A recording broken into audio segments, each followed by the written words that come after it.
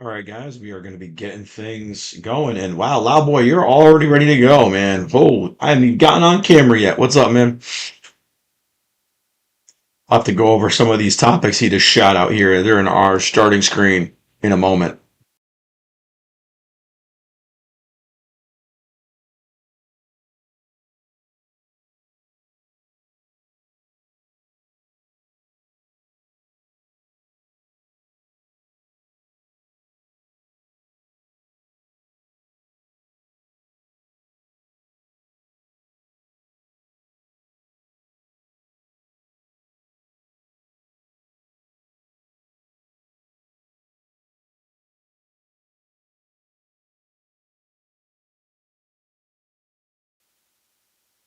All right, here we are. And yeah, in case you guys didn't see that chat, because it went away real quick, we got a Loud Boy in here already letting us know what's going on. I know we got a bunch of stuff going on today, even as we speak.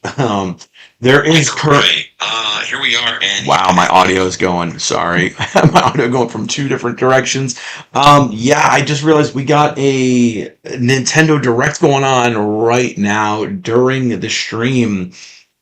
Did not realize that was going on because I just got my voice back. I was away at Anime Rhode Island Anime this weekend, and I didn't have a voice yesterday, so that's why we didn't stream. Man, yeah, and I'm just seeing now that Nintendo's doing a live.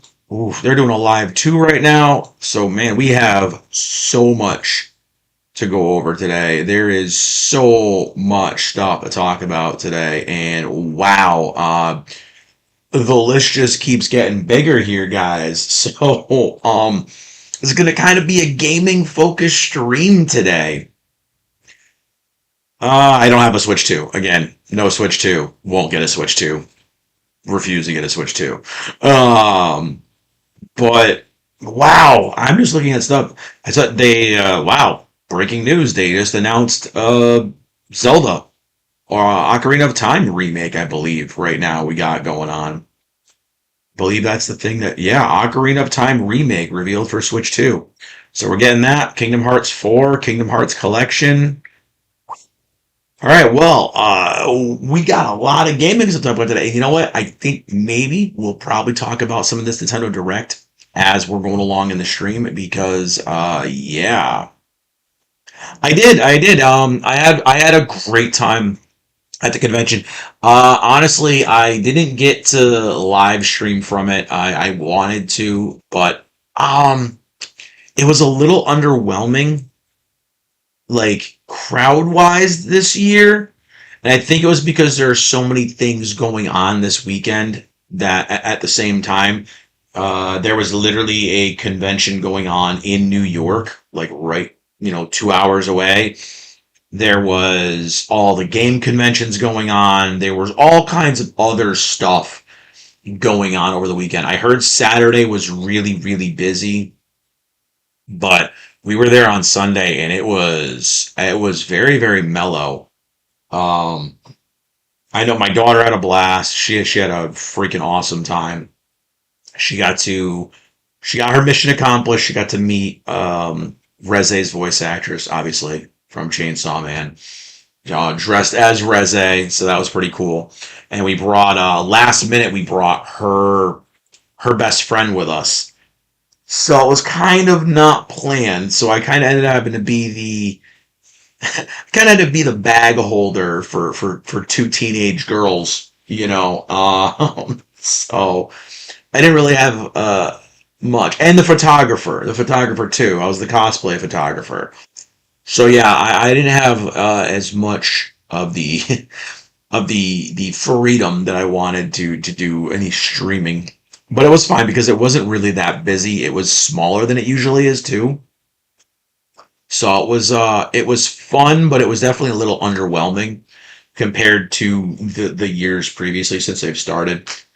But Rhode Island Anime, they still put on a great show. There were tons of anime voice actors and guests. I think only two canceled, and one of them was last minute because they had dental surgery. So it wasn't cancel convention like a lot of them are. So I didn't miss them. I still saw everything. We're gonna go over a bunch of those reveals today. We had the Xbox Game Showcase. So those are some of the things we're gonna talk about today. We're gonna go over the state of play. I know I did a live react to that. We're gonna go over some of the games from Summer Games Fest. We're gonna go over some of the games at the Xbox Showcase because they got some announcements that I was really excited for. All multi-platform stuff. And yeah, we're gonna kind of go through some of the live reacting to what's going on with the Nintendo Direct right now.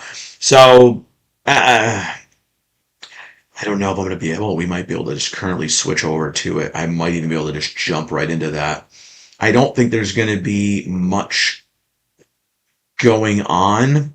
I think we're pretty much towards the end of it right now because we've already got tons of stuff.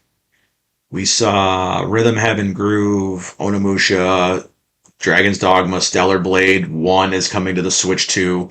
Orbitals, yeah, Rayman Legends. So stuff a lot of stuff we already saw. The One Piece Grand Gourmet, it's like a 2D game. Pokepia DLC, JJK Rival, Rumble, Lord of the Fallen 2, Liza P, Devil May Cry 5, Xenoblade Chronicles Switch 2 Edition. We're going to get the up charges for those. A new Xenoblade game, though. I'm very excited about that. Um, the demo came out today for Star Fox, Final Fantasy Resonance. I like that, but it's coming multi-platform, so I don't need to worry about it. We're seeing Dustblood, Splatoon Raiders, Minecraft, Kingdom Hearts 1, 2, and 3, Kingdom Hearts 4, and then Ocarina of Time remake. That's kind of what we got so far. So I think it's probably pretty much done. So we can go through some of that at the kind of tail end here of the stream because bro, that was a lot of stuff announced today. A lot. Like even just over the course of this weekend, there was a lot of stuff. And yeah, wow.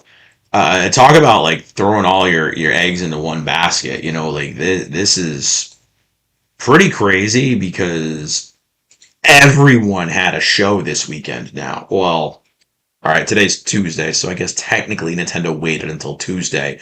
But in this like past 4 or 5 days span that we've had, or even the past week, putting PlayStation Direct in, or the state of play, this has just been like explosion for game announcements and just gaming, gaming, gaming, gaming, gaming. It's like everyone just it's like September's release schedule for video games. It's just everything is just right here. And so we got, oh my God, so many game announcements this week. It's crazy.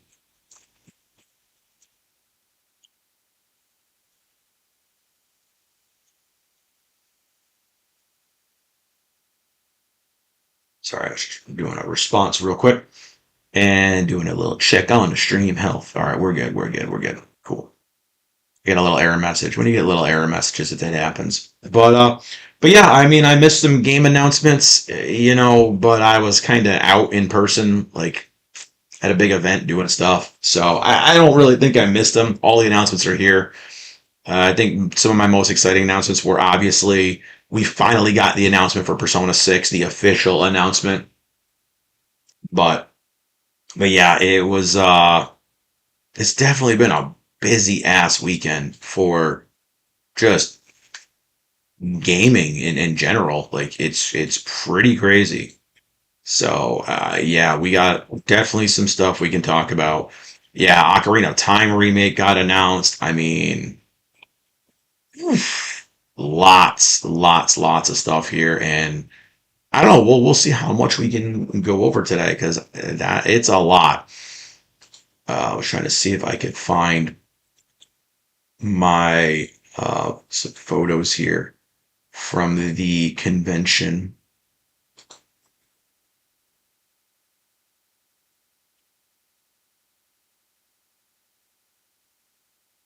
not gonna miss out on it. I mean, you can. Oh, you mean like you're gonna miss out on it personally, like in person, or just like in general?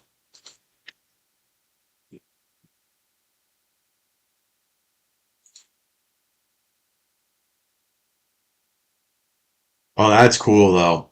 See, they did some of that stuff at the convention this weekend. They had like anime panels with like the voice cast and stuff like that. So yeah, at Anime Rhode Island, mom, like I said, my daughter brought her best friend. It was kind of last minute, so I didn't plan on it, but it was also this kid's first convention, so it was pretty good that the convention was slower because it wasn't as much for her to, take in. It was her very first convention, but she got the convention bug. The kid wants to go to every convention. She got the cosplay bug.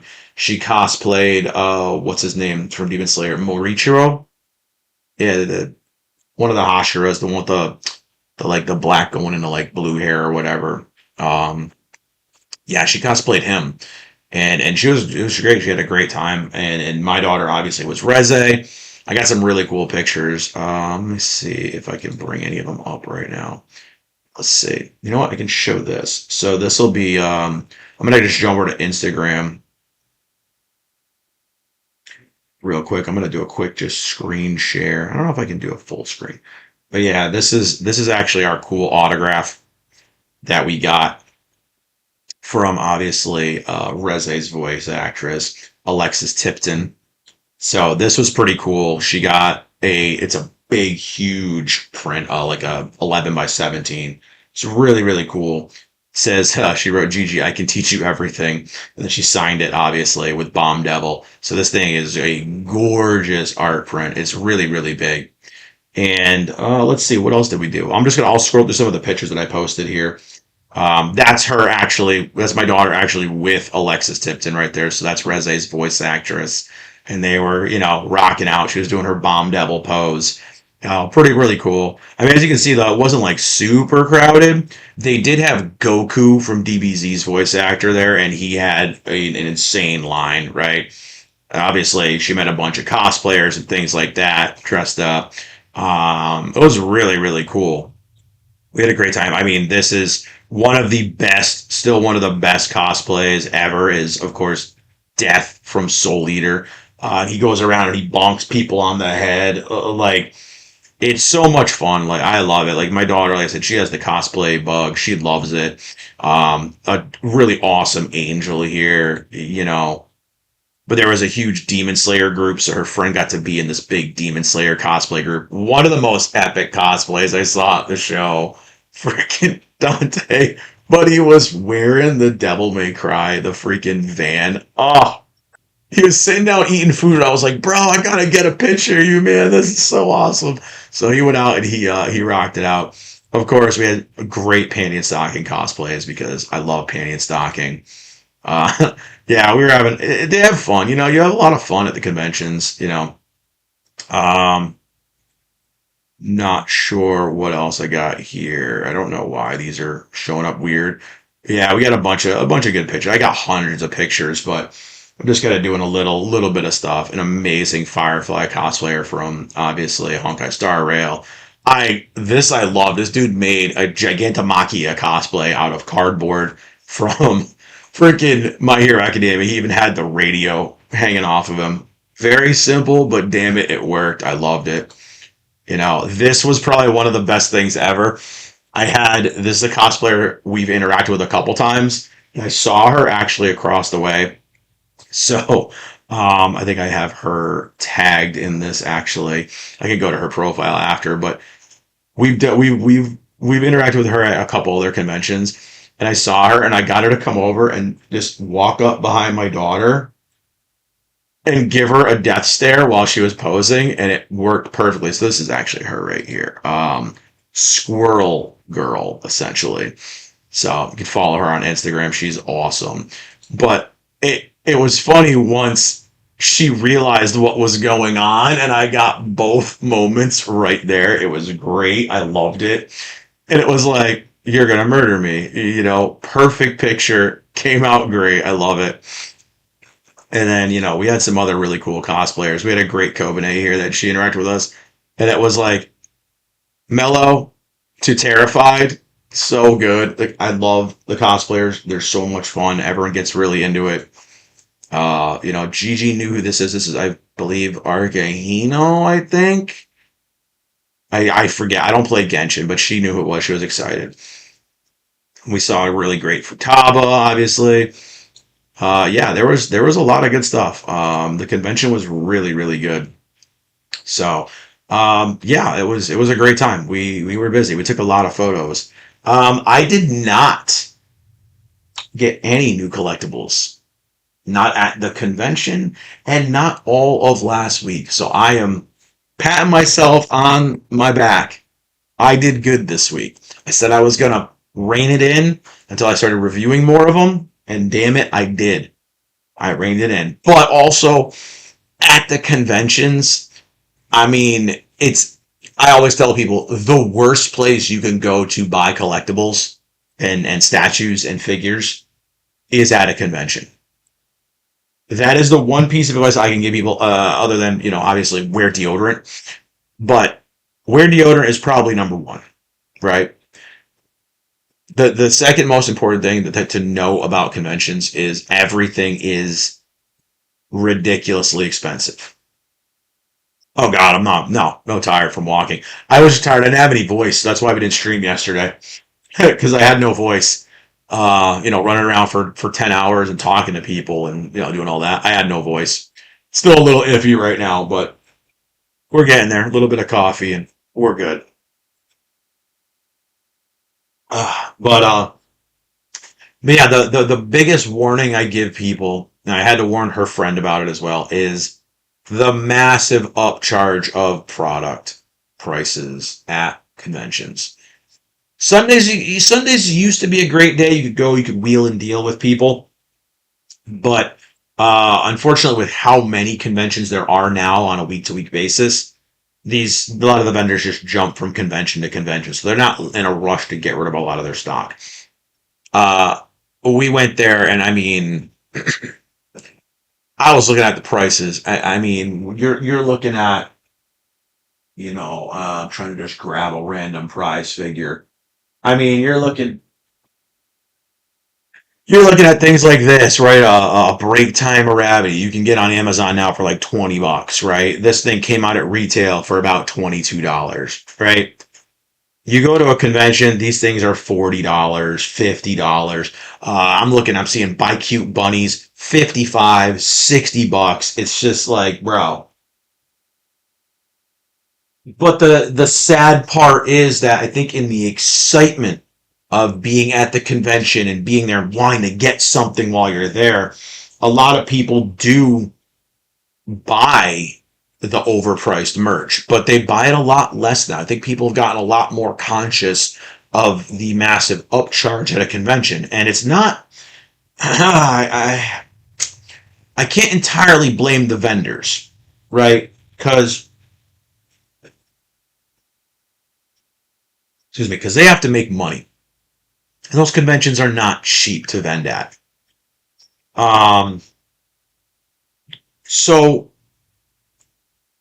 it sucks, but I always tell people do your research, know what your products are worth, know what your products are valued at before you go to a convention. If you have specific things in mind, kind of do your homework because otherwise you're gonna get ripped off, you're gonna get swindled, and you're gonna end up. It's gonna kind of sour your experience.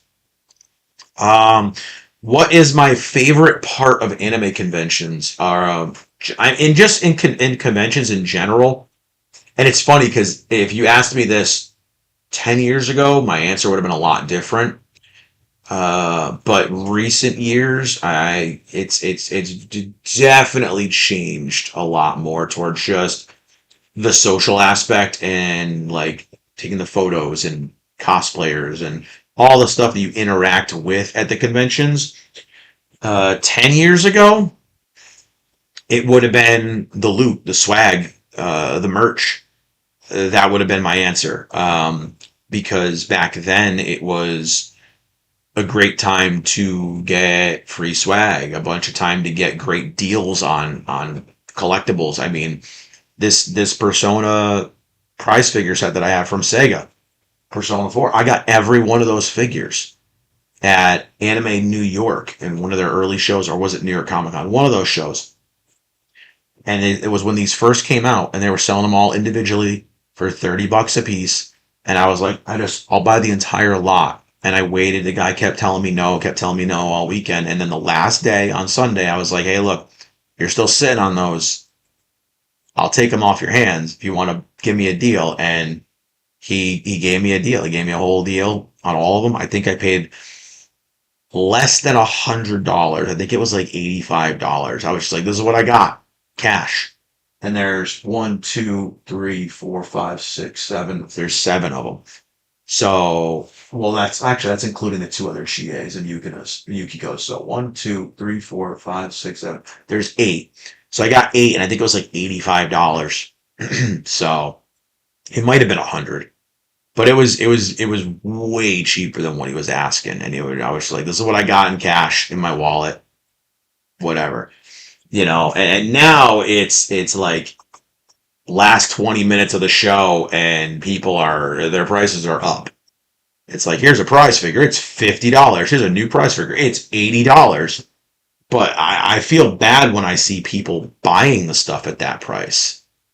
I mean, I'll go into a booth and just be like, yeah, all right, we'll look around, and I'll be like, Gigi, we're not buying nothing here. This guy's way overpriced. And they'll give me dirty looks, but I gotta call it out, because I don't want to get ripped off. We already pay out the nose to go to a convention. It cost me $83 just to walk into the convention.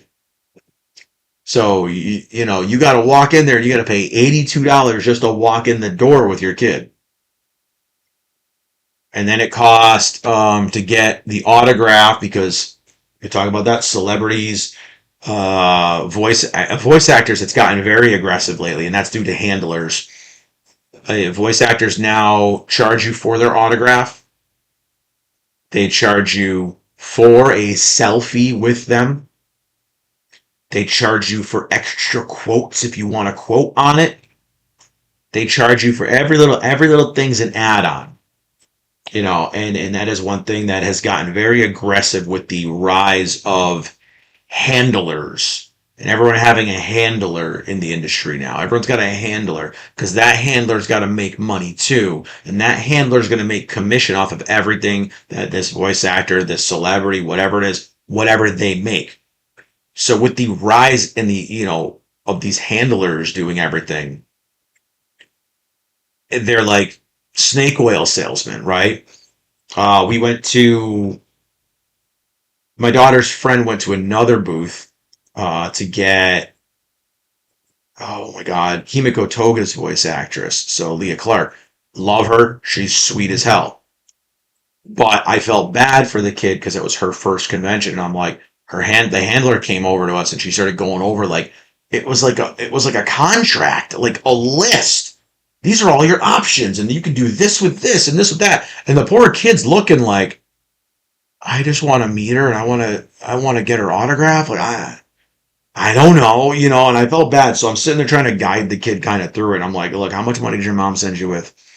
And she's like, oh, my mom gave me 60. And the girl's like, oh, well, for 60, you can't really do much. You can get one of these little trading cards. And I'm like, trading cards? Bro, it's always been 8x10s and stuff like that. Now you're giving trading cards for $60? Like, what? So I felt bad for the kid. I gave the kid the extra $20 she needed to buy like a better, a normal 8x10 autograph. But in order to get the 8x10, you had to get a photo op with her cosplayer as well, which was an extra fee. So then you got both of them. So it was just one of the examples. Like, I love Leah Clark. She is awesome. She's so sweet. She always is great with Gigi when she sees her. But it's just one of those examples where I had to explain to this kid who's never been to a convention, like, the pricing tiers now that we get. And it's been happening that way with voice actors and Hollywood actors and TV show actors. It is like that. It's like now we've got pricing tiers, and you can add on things. It's like DLC for your autograph session.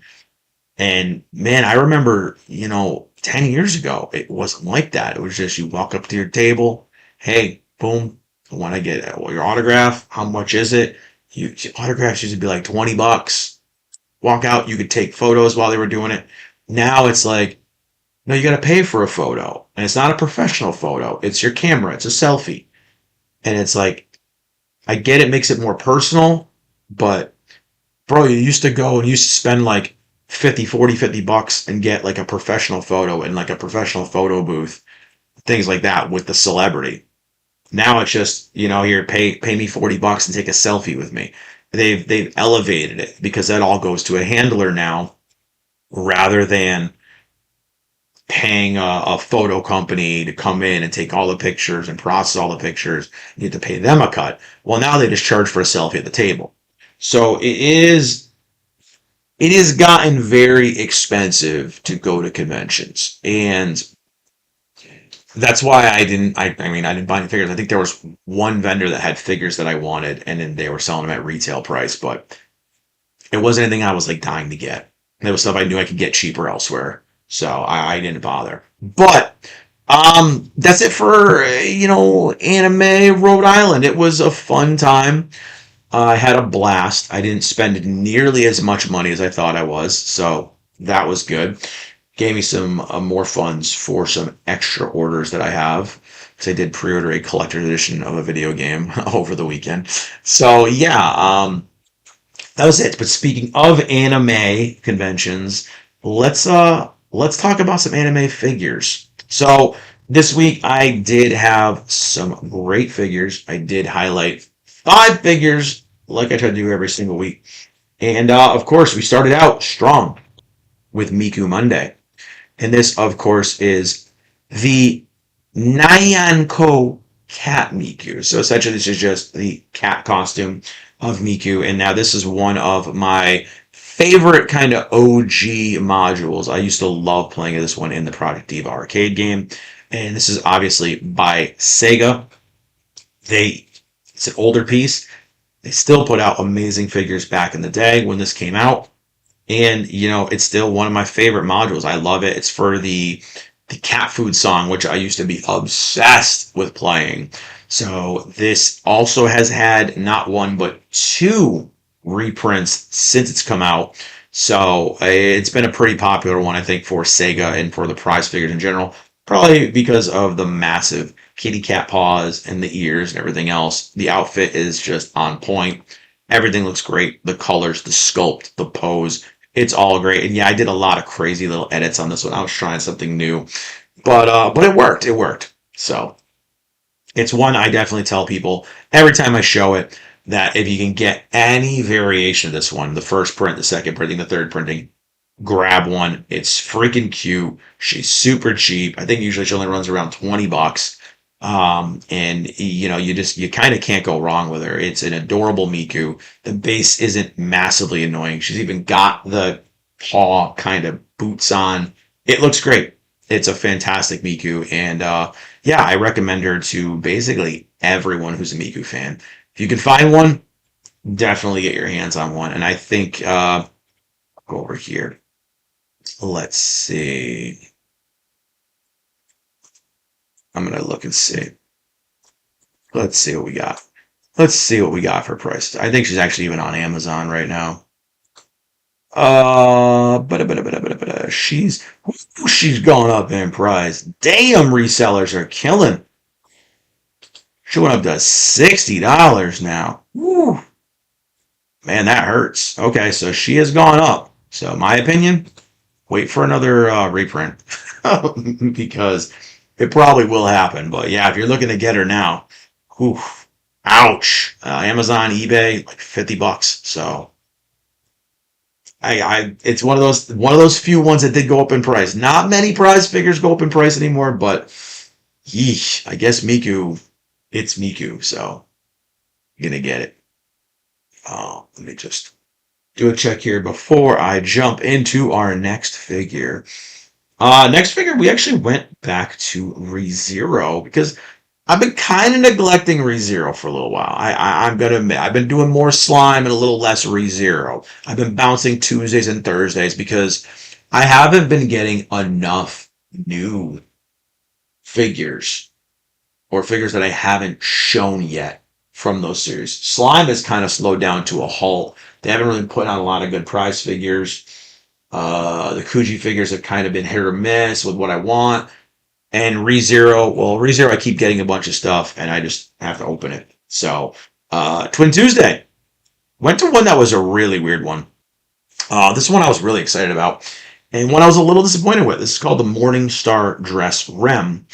And, first off, one of the first things you notice here is they lowered the volume of her assets, so to speak. We all know Rem is the busty twin, and you can noticeably see that in every one of the figures that she's a little more stacked than her sister. This one, they kind of smushed her in there. It could be the style of the dress. I don't know. But I was expecting this figure to kind of wow me a little bit more, and it was very kind of underwhelming after I took her out of the box. I've been sitting on this one for a little while. I got her at Unsettled Geeks, the collectible store I like going to. He had her for 50% off, and I was just like, ooh. So I grabbed her. She was like $12.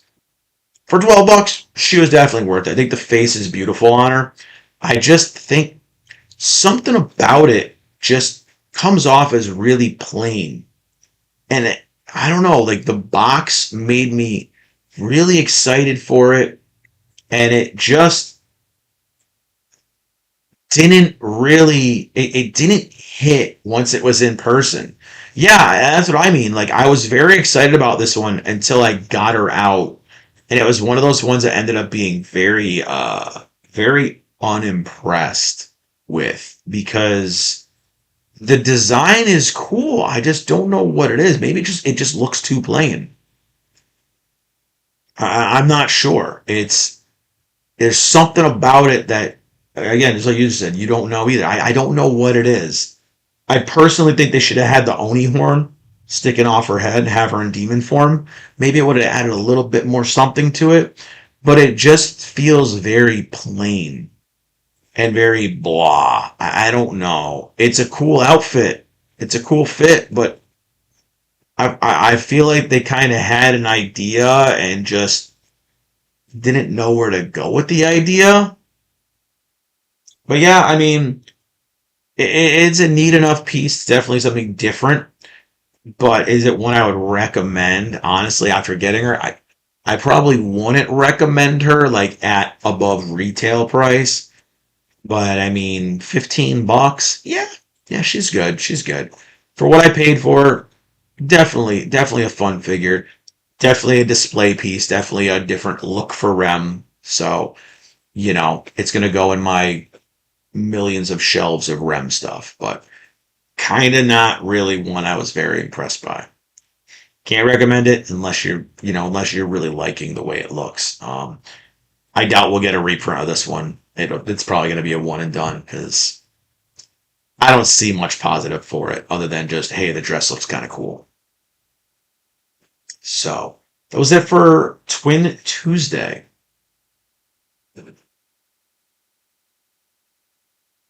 Ooh, that's good. Now, for Waifu Wednesday, I'm repping it right here. We went over to Chainsaw Man, to one that I wanted to get the scale figure of, and just didn't have, it wasn't in the cards to get it.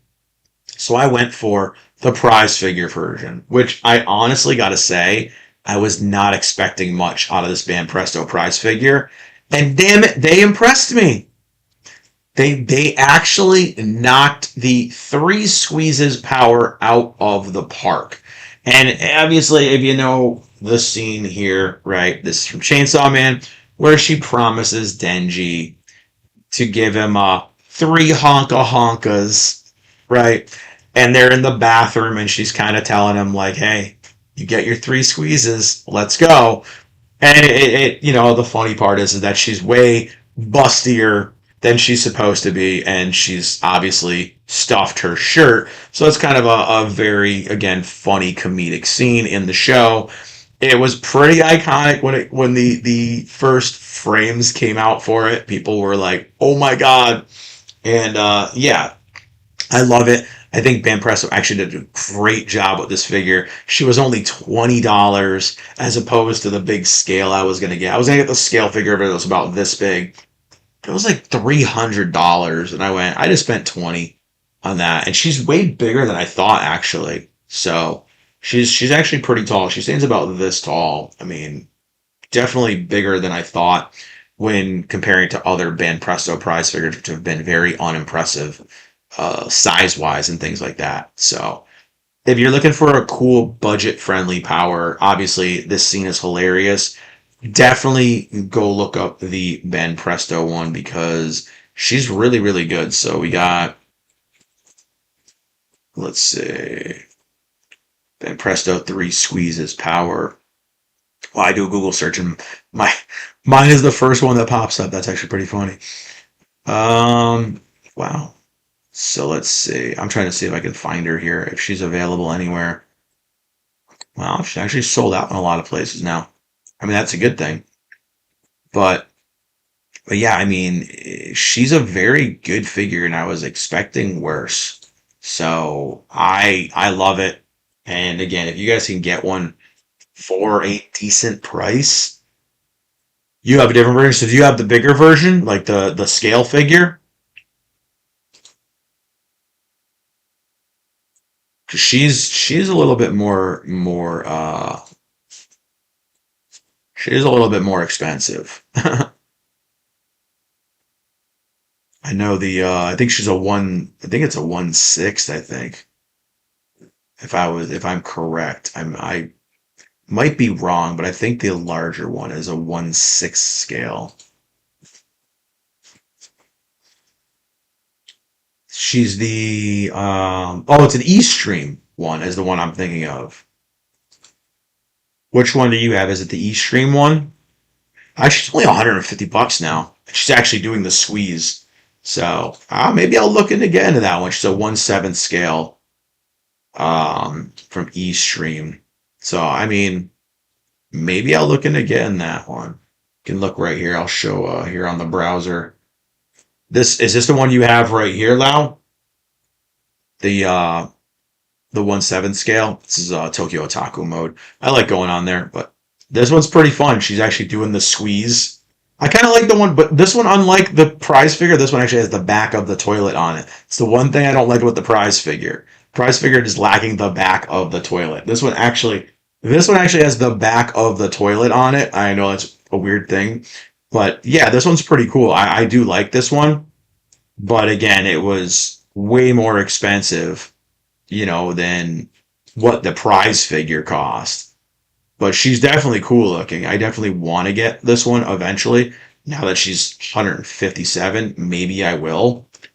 But I mean, I'm happy with this one as well. It's very, very cool. I think the holding out the hand with the three is actually a fun little pose too. I mean, doing the honk is fun too, but I think having the three out is definitely fun. It looks really, really cool. And again, for a $20 Ben Presto prize figure, you could do worse. And obviously you can always do better, but definitely worth it. I think it's worth it. So definitely check them out.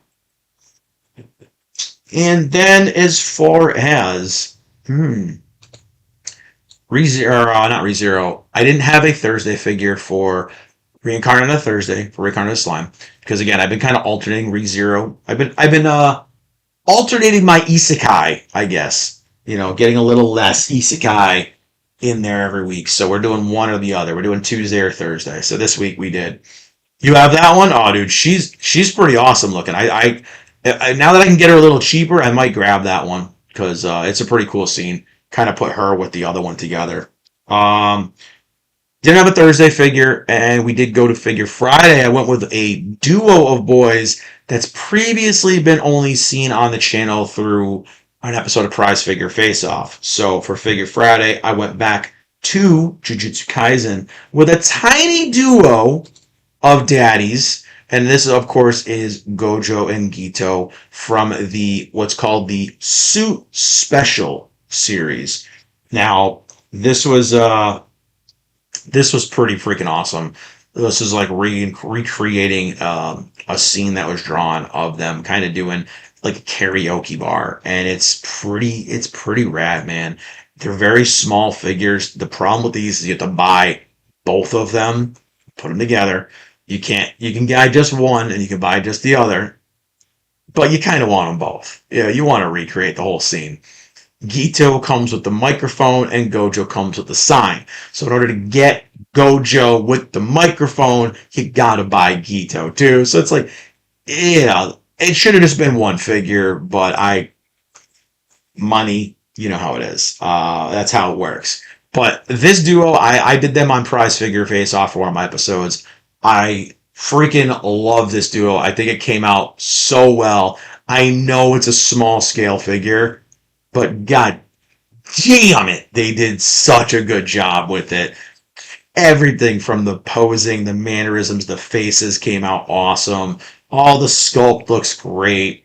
And they do actually fit together really well. I wish there was like a lock mechanism, like a little, male to female key that you could kind of slide the bases in and just lock them in place.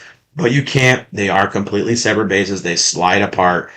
As you can see, mine, I put them back next to each other a little wonky.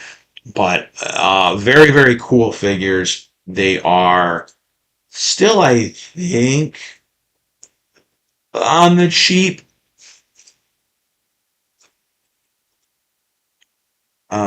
Yeah, they go for around 50 to 60 bucks for the duo. So it's not too bad.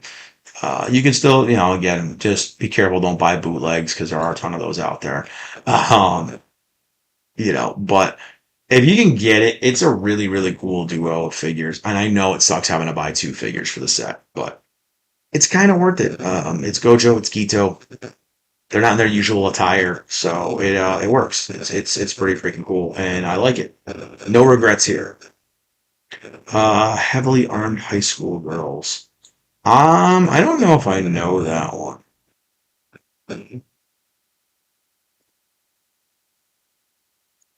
I'm just looking right now. Do I know that one? Their character designs look like the ship girls. They really do. They look like the all the different ship girls. I don't know. It looks like they could be the same exact like figures. They're cool looking. The designs are really cool. Hey, what's up, Oreo McFlurry? Bro, I love that name. That's amazing. Yeah, they sold pretty quickly. I had them pre-ordered. I didn't expect them to be as small as they were. And that was kind of the big issue I had was I was like, ooh, these are kind of tiny. I don't know how I feel about this, but dude, they're really awesome. And like I said, they weren't very expensive when they came out, so they weren't too bad. But I didn't know what to do for the end of the week, so I went back again to Sword Art Online, Sword Art Saturday, one of my favorites. Rest in peace, Miss Yuki. One of the saddest things in Sword Art, I think, ever. One of the saddest, short-lived kind of character arcs that we had in an anime. Still to this day, I still think the Yuki whole entire arc, it hit. It was a really out of nowhere kind of hit when you got the reveal of obviously how she was dying in real life and all these things. She was a very tragic character, but again, in the game, her character was positive and upbeat and just having a good old time and like just living every moment that she could. And it was a really powerful kind of character arc. And I think it's an art. It's a thing that doesn't get enough credit in the series. I think a lot of people are so busy either gooning over Sword Art or crapping on Sword Art that it kind of gets glossed over. Yeah, I love it. This is actually part of the EX Chronicle series. I call it their date night series, even though they all have their weapons out. but it's literally a set with horrible, look right there, horrible, massive bases. These things are, these were the, oh God, these were the definitive, overly large, just giant, in your face bases. Oh, but at least they made them hex shaped so you could lean them up against each other and fit the bases together. So this set was pretty big, and I think I'm missing one character out of it. So this is basically everyone with the ladies all had kind of evening gowns or going out wear, and the boys had some suits on. They were rocking the suits. So I've shown the Yu-Gi-Oh of this set for two in its suit. I think I'm missing Kirito. I think it's the only one I'm missing. But it was most of the girls, not most, some of the girls. So it was Yuki, which I was glad she got a figure. She needs more figures. We had Asuna. We had Lifa. We had Sinon. Um, Yu-Gi-Oh, Kirito, and oh my God, I want to call her Saber. I want to call her Saber, and I'm brain farting. Why am I brain farting? Alice, who just, again, great value Saber from Fate. Um, and it was an awesome set. Like, the figures all came out so dope. You know, Sinon's rocking a big, huge, rocking her freaking sniper rifle. She's got her evening dress on. You know, Lifa's got her sword out. Asuna's obviously got her rapier out. Kirito's got his sword at the kind of like on his shoulder.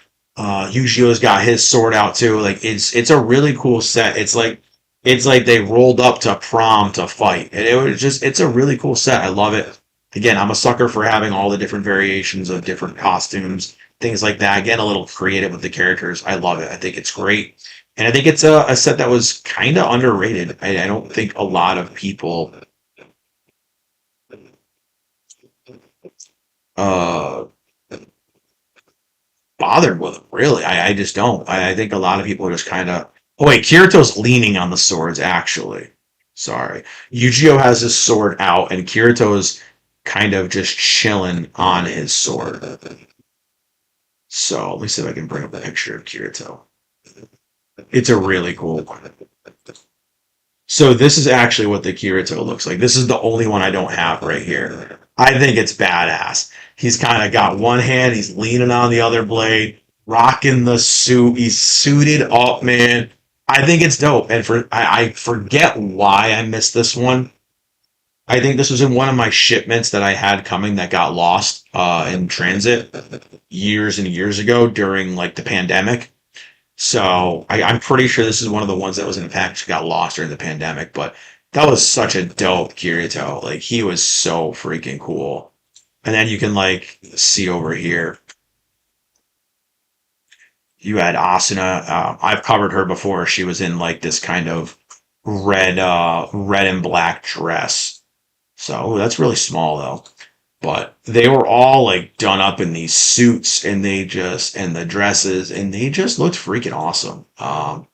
So I definitely recommend if you guys are Sword Art fans, you want something a little bit different. Definitely look for this EX Chronicle line by Sega. If you can go past the obnoxiously large bases, they are definitely worth checking out. And that's the figures. I tried to rip through the figures like a band-aid. Yeah, they're dripped out for sure. Tried to rip through those figures like a band-aid today because we got a lot of gaming stuff I want to talk about. So much stuff has happened. But before that, I'll give a quick recap of all the figures I highlighted. Again, start out the week. Miku Monday. This girl right here, the girl, the cat food Miku, the Nyanko Miku. Love it by Sega, of course. This thing has been reprinted again twice. This thing has been reprinted and sold out.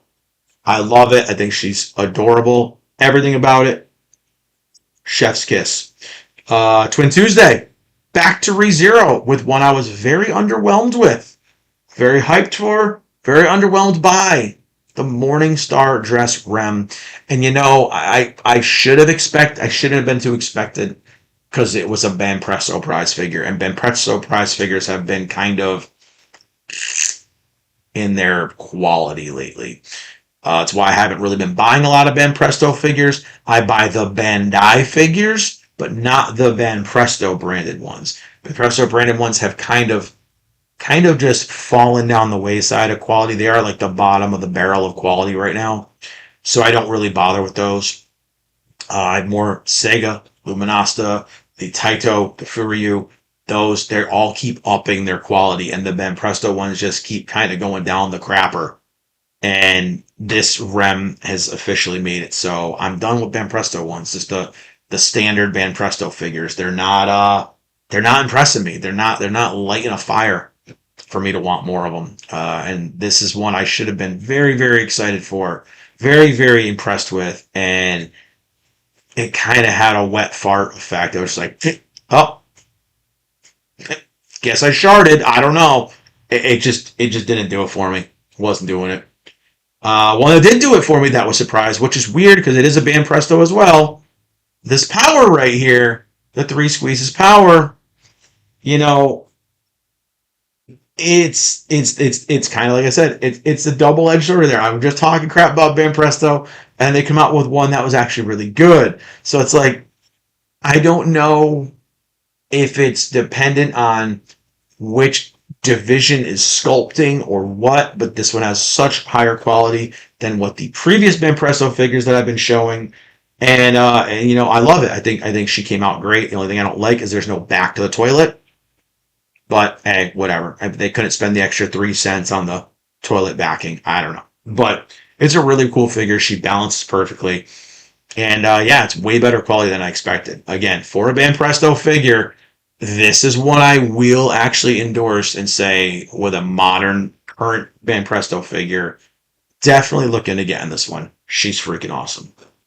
Uh, Figure Friday, here again. The boys, Gojo and Gito, in their suits. And yes, it is Gito. He doesn't have the scar on his head. So, you know, spoiler alert for JJK. If it's Scar Gito, it's not quite Gito. So I had a good chat with Lex Lang, who voices him, you know, last month when we saw him at Free Comic Book Day, and he went through the whole story of how it was very humorous because he didn't know that there were two characters when he was voicing Nito. So that's why he kind of started to change his voice a little bit over recording once he realized there was two different personalities. So very, very cool little fun fact for you guys. And yeah, then we closed off the week, of course, with the adorable Yuki from the EX Chronicle Sega series. Well, of course, Sword Art Online, which again is a series that does get way more hate, I think, than it deserves. Although Alicization was kind of ass. I call it assization because I don't really like it that much. It kind of, I don't know, it lost me at Alicization. I don't know, I wasn't really a big fan of it. But all in all, as a series, I think Sword Art's pretty good. It's definitely a power fantasy anime. Uh, and it's kind of, I always say soul leveling is just Sword Art Online in the real world. Like Sword Art Online pulled out IRL. Basically, that's kind of what solo leveling is. So I adore this one. I think she's absolutely gorgeous. Giant base and all. I love it still. And yeah, I recommend getting the whole set if you guys are looking for some suited up, as Oreo McFlurry says, some dripped out Sword Art characters. Definitely a set to look for.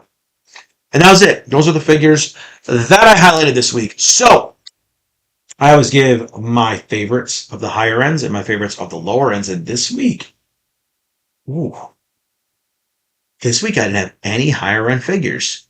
I kept it all prize figure level this week. Wow, I think this is a first. Well, that's a tough choice for me. So I'm gonna probably give my pick this week to. Ooh, it's tough. It's really tough. I want to say power. I want to say power. But I think I gotta actually give my pick this week to Miku. I think Miku's got to take the win this week. I'm not sure what everybody else is a fan of, but I think I gotta give the win to Miku this week. I don't know. And I think she wins almost every time I show her. But she's amazing. And I just it's gotta be. Power for sure. Power for sure. All right, you're a fan of Power? All right. What's up, man? I you must be yeah, sleeping at work? Sleeping at work? It's cool. Yeah, it's a really cool one. It is. It's wicked cool. Just busy, busy. Oh, all right. Cool, man. Oh, hey, good having you in here, man. Good.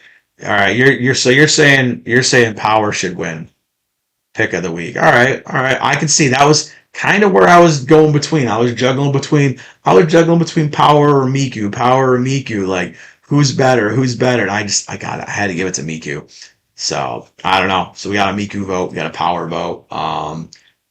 Either way, like I said, you can't really go wrong with any of the figures. They were all well. All right, correction. Maybe not the Rem. God, it's the first time I've ever said that. That's the first time I've ever said I was kind of disappointed by a Rem figure. Wow. But again, I mean, look at they. It should have been so good. It should have been so good, and it just doesn't. It just doesn't do it. I don't know. I can't put my finger on it. I just I cannot put my finger on what I just don't like about it, and it's just I don't know. Maybe it'll grow on me over time. Maybe it's because I've highlighted so many really dynamic ones that this one just isn't doing it for me. But I don't know, man. I don't know. Exactly. What is REM?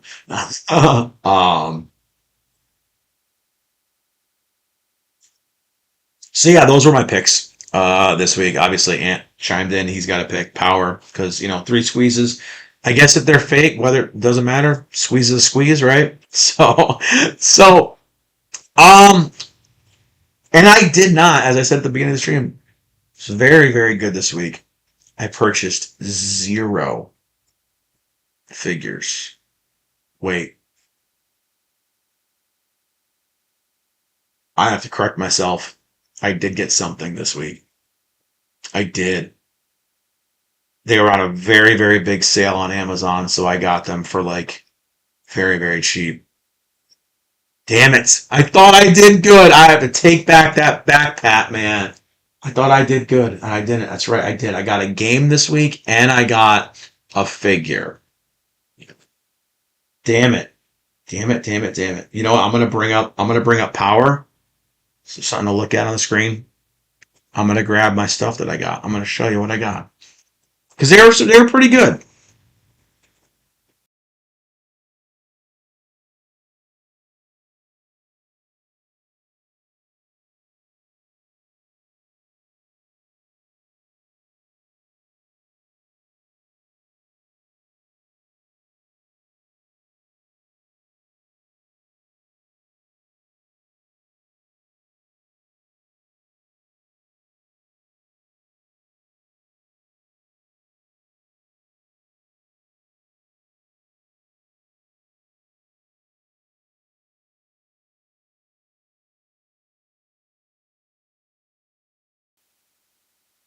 Oh, and I refilled my coffee while I was at it because, might as well refill the coffee. All right. Sorry, I had to run out. All right. ReZero, Amelia Graceful Beauty. I'm going to have to look that one up.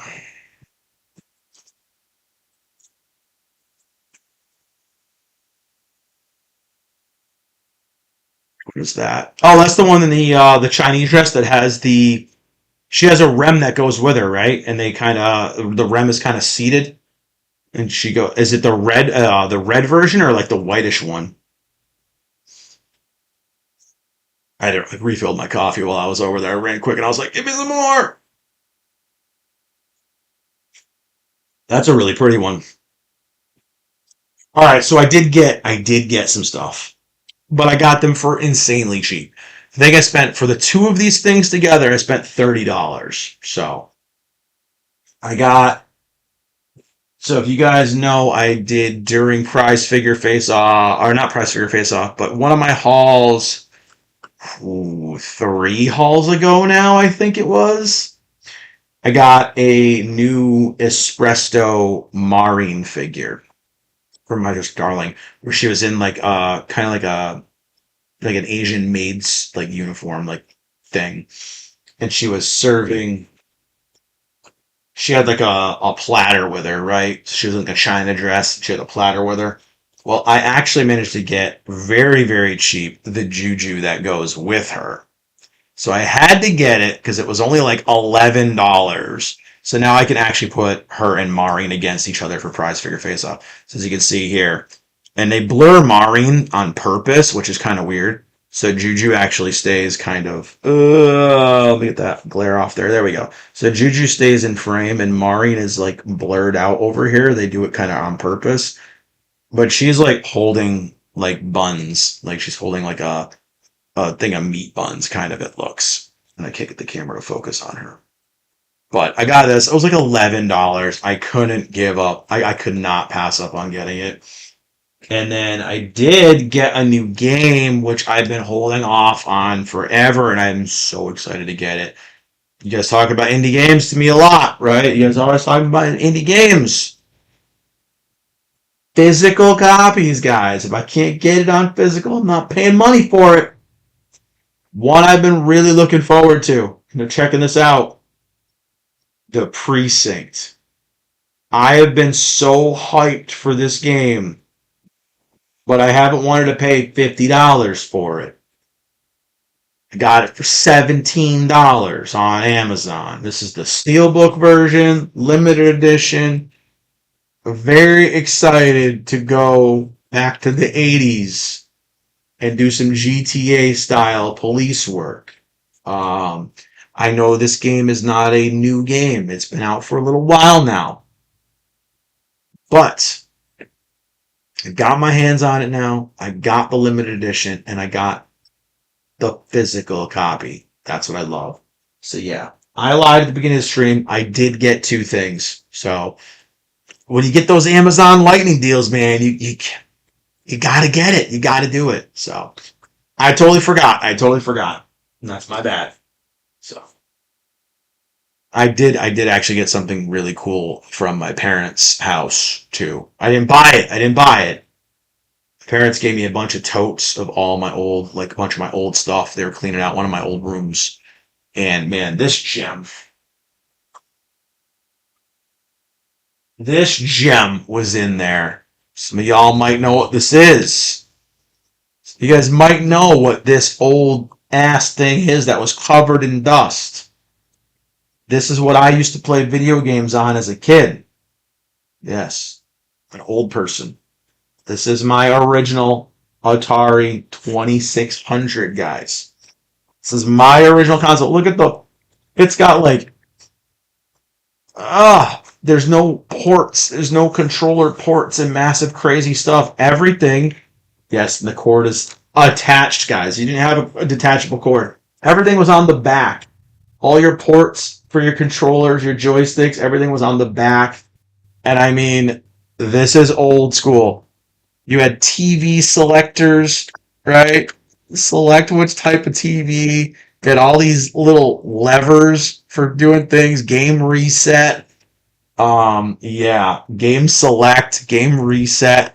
Like, this is old school. And that little cartridge slot's where you got it, right there. It's got the license. It's got all the stuff still on it. Nothing's been tampered with.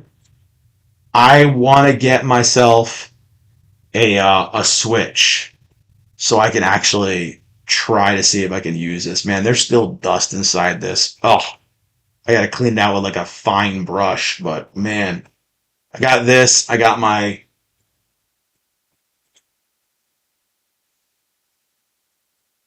have my original ColecoVision still. So yeah, there was some cool stuff. Definitely some cool stuff that came out of my parents' house this past week. I got my old Wii, so I have a bunch of my old consoles, things like that. A bunch of inbox like PC games, so a bunch of really cool stuff. So, I just started to get all that out of their house again. Like they were like, "We found more stuff," and I went, "Oh my god, how much more stuff do I have?"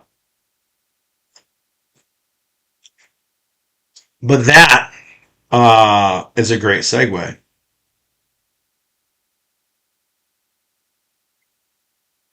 I thought I was gonna sneeze. That was a great segue. All that dust. To gaming stuff. We're gonna talk about some games. I'm old, man. Damn, yo, bro, you're the same age as me, man. Get the man. I'm about to just out you too, man. You're old too. I think actually you're older than me. You're a year older than me, so don't even start. um, but yeah, we're gonna go and we're gonna talk about some gaming stuff because damn it, there was a lot of gaming stuff this past week, and the thing that we started with was actually something that I did. I did a live reaction, which I never do. Which we had a great time doing it. I think I want to do it again. Kind of wish I did some this weekend or this morning for Nintendo. But I did do a live reaction to the Sony State of Play, and I feel like I was very much in the minority for the State of Play. I was very happy with it.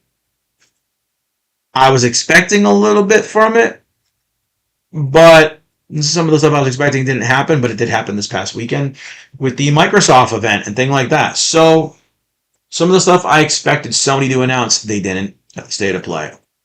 We're gonna go over some of that stuff. So we'll start with it because honestly, if you guys watched the stream, I was very impressed by a lot of the State of Play. I loved it. There were again some wet farts. There were some sharts they had to shart out there. Marathon and there were some other games like generic Jurassic Park and whatever. It didn't look that great, but the majority of it, it was basically we're going to highlight Wolverine, we're going to highlight God of War, we're going to put the stuff in the middle, and that was great. The Wolverine stuff, it bothered me a little bit.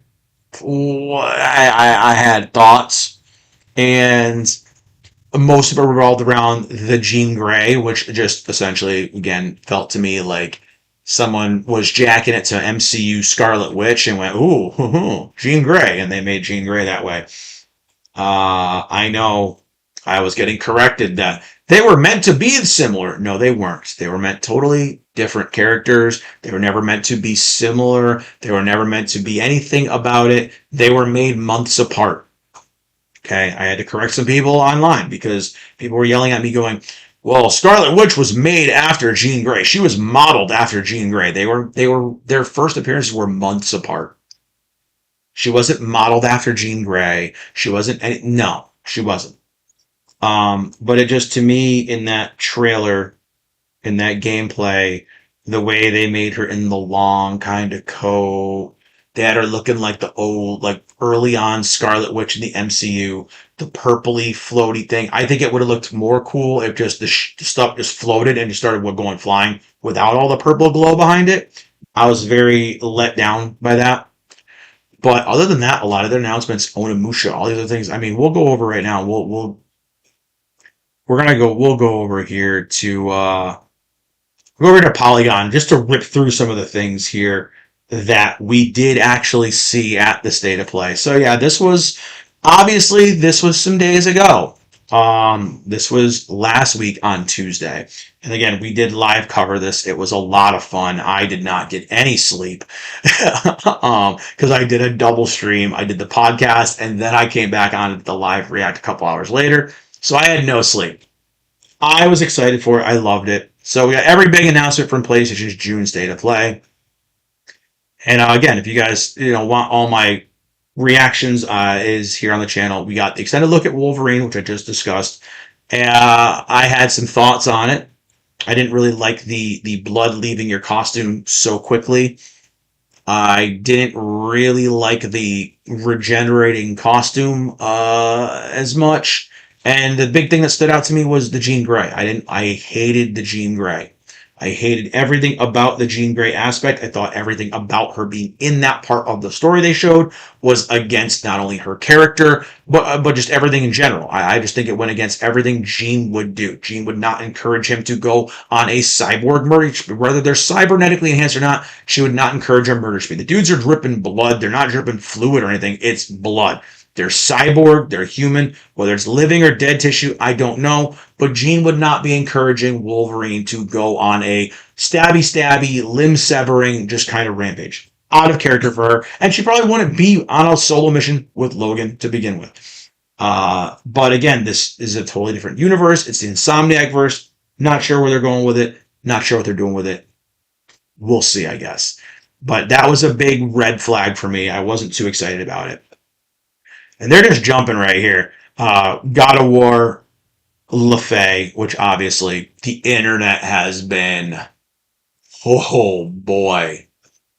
All the usual suspects are out there making money off of hating on this game. And, you know, as someone who follows a lot of the people who crap on all the games, sometimes I feel it's very performative and it's not authentic because it's how they make their money. The same way the shills are. I feel like it's like you're like, oh, I kind of don't know how I feel about this, but you have to elevate it because it's part of your shtick. It's part of your gimmick. It's part of your online persona. And they're probably all going to play it, right? All these guys that are crapping on it, they're probably all going to play it. So, you know, I was very excited about it. I thought it looked very, very cool. Again, I have no problems with it. My only problem is that now we've heard that the secret game Alana Pierce was working on, I believe it was Alana Pierce, yeah, was this. So my faith in it having good writing has kind of dropped quite a bit. And I think that's what's going to make or break this game is going to be the writing. If the story and the writing is bad, it's going to be a first in the God of War series, really. And that's going to be a bad sign for it. I think everything else looked great. I thought the combat looked great. The graphics looked great. The voice acting was really well done. And I'm fascinated to see where the world goes. We got shown a Mongolian God of War and an Egyptian God of War. So again, we're fighting some more gods of war. So we'll see how this goes. I'm very curious.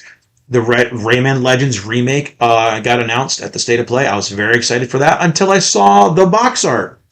And the box art has made me decide I'm going to skip on it. So I can actually bring that up over here.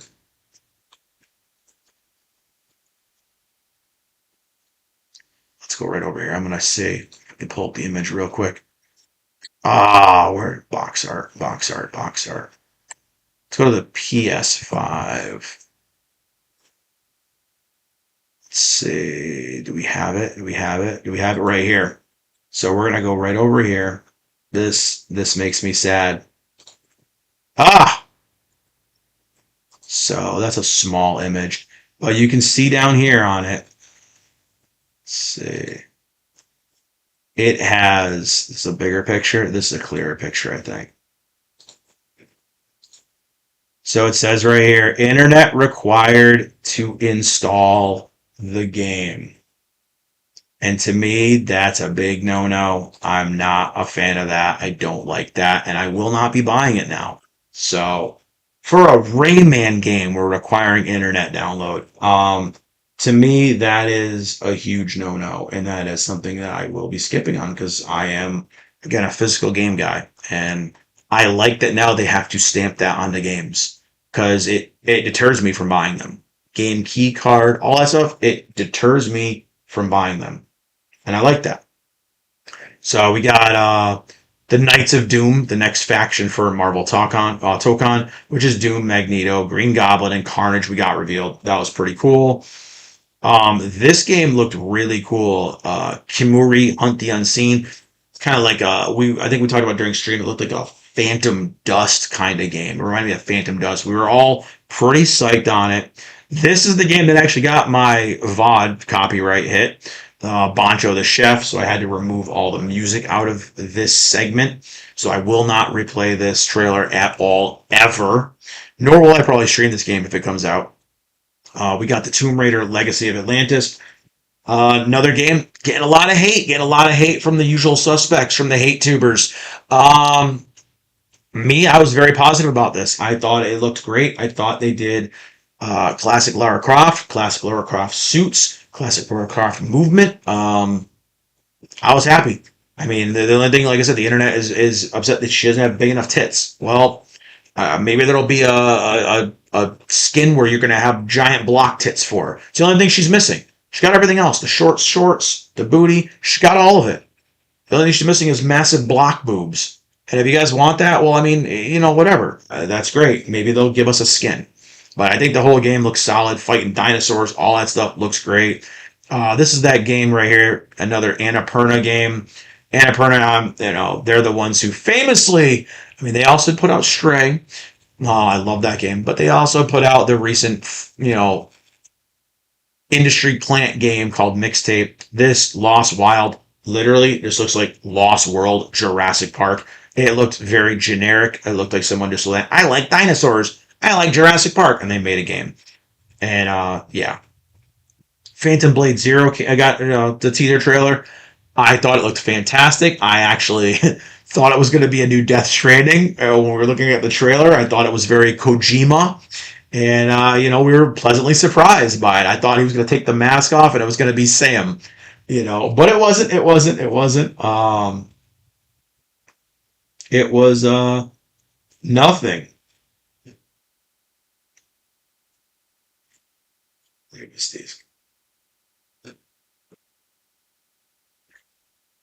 Okay, I held that sneeze in. Sorry.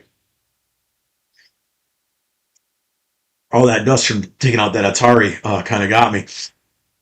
Yeah, and then Dune Awakening, that was another one that was kind of like, who cares? An online MMO thing, who cares? This one excited me a lot. Dynasty Warriors 3 Remastered. I was really hyped for that one. That one looked good. Yeah, that game did look really awesome. I was hyped for this. Dynasty Warriors 3 is where the series peaked, and then it kind of went, down from there. No Rest for the Wicked 1.0 release date. This game actually is really fascinating me. I'm gonna mute it though. Mute the volume here. But this game looked really, really good. Again, we went over it during the stream.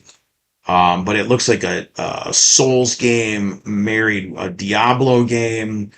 It's mixed with like roguelike, and it has the art style of like Battle Chasers, Night War, or Night Rain. Like, it looks really freaking good. I have not played anything about it. I think it looked really awesome though.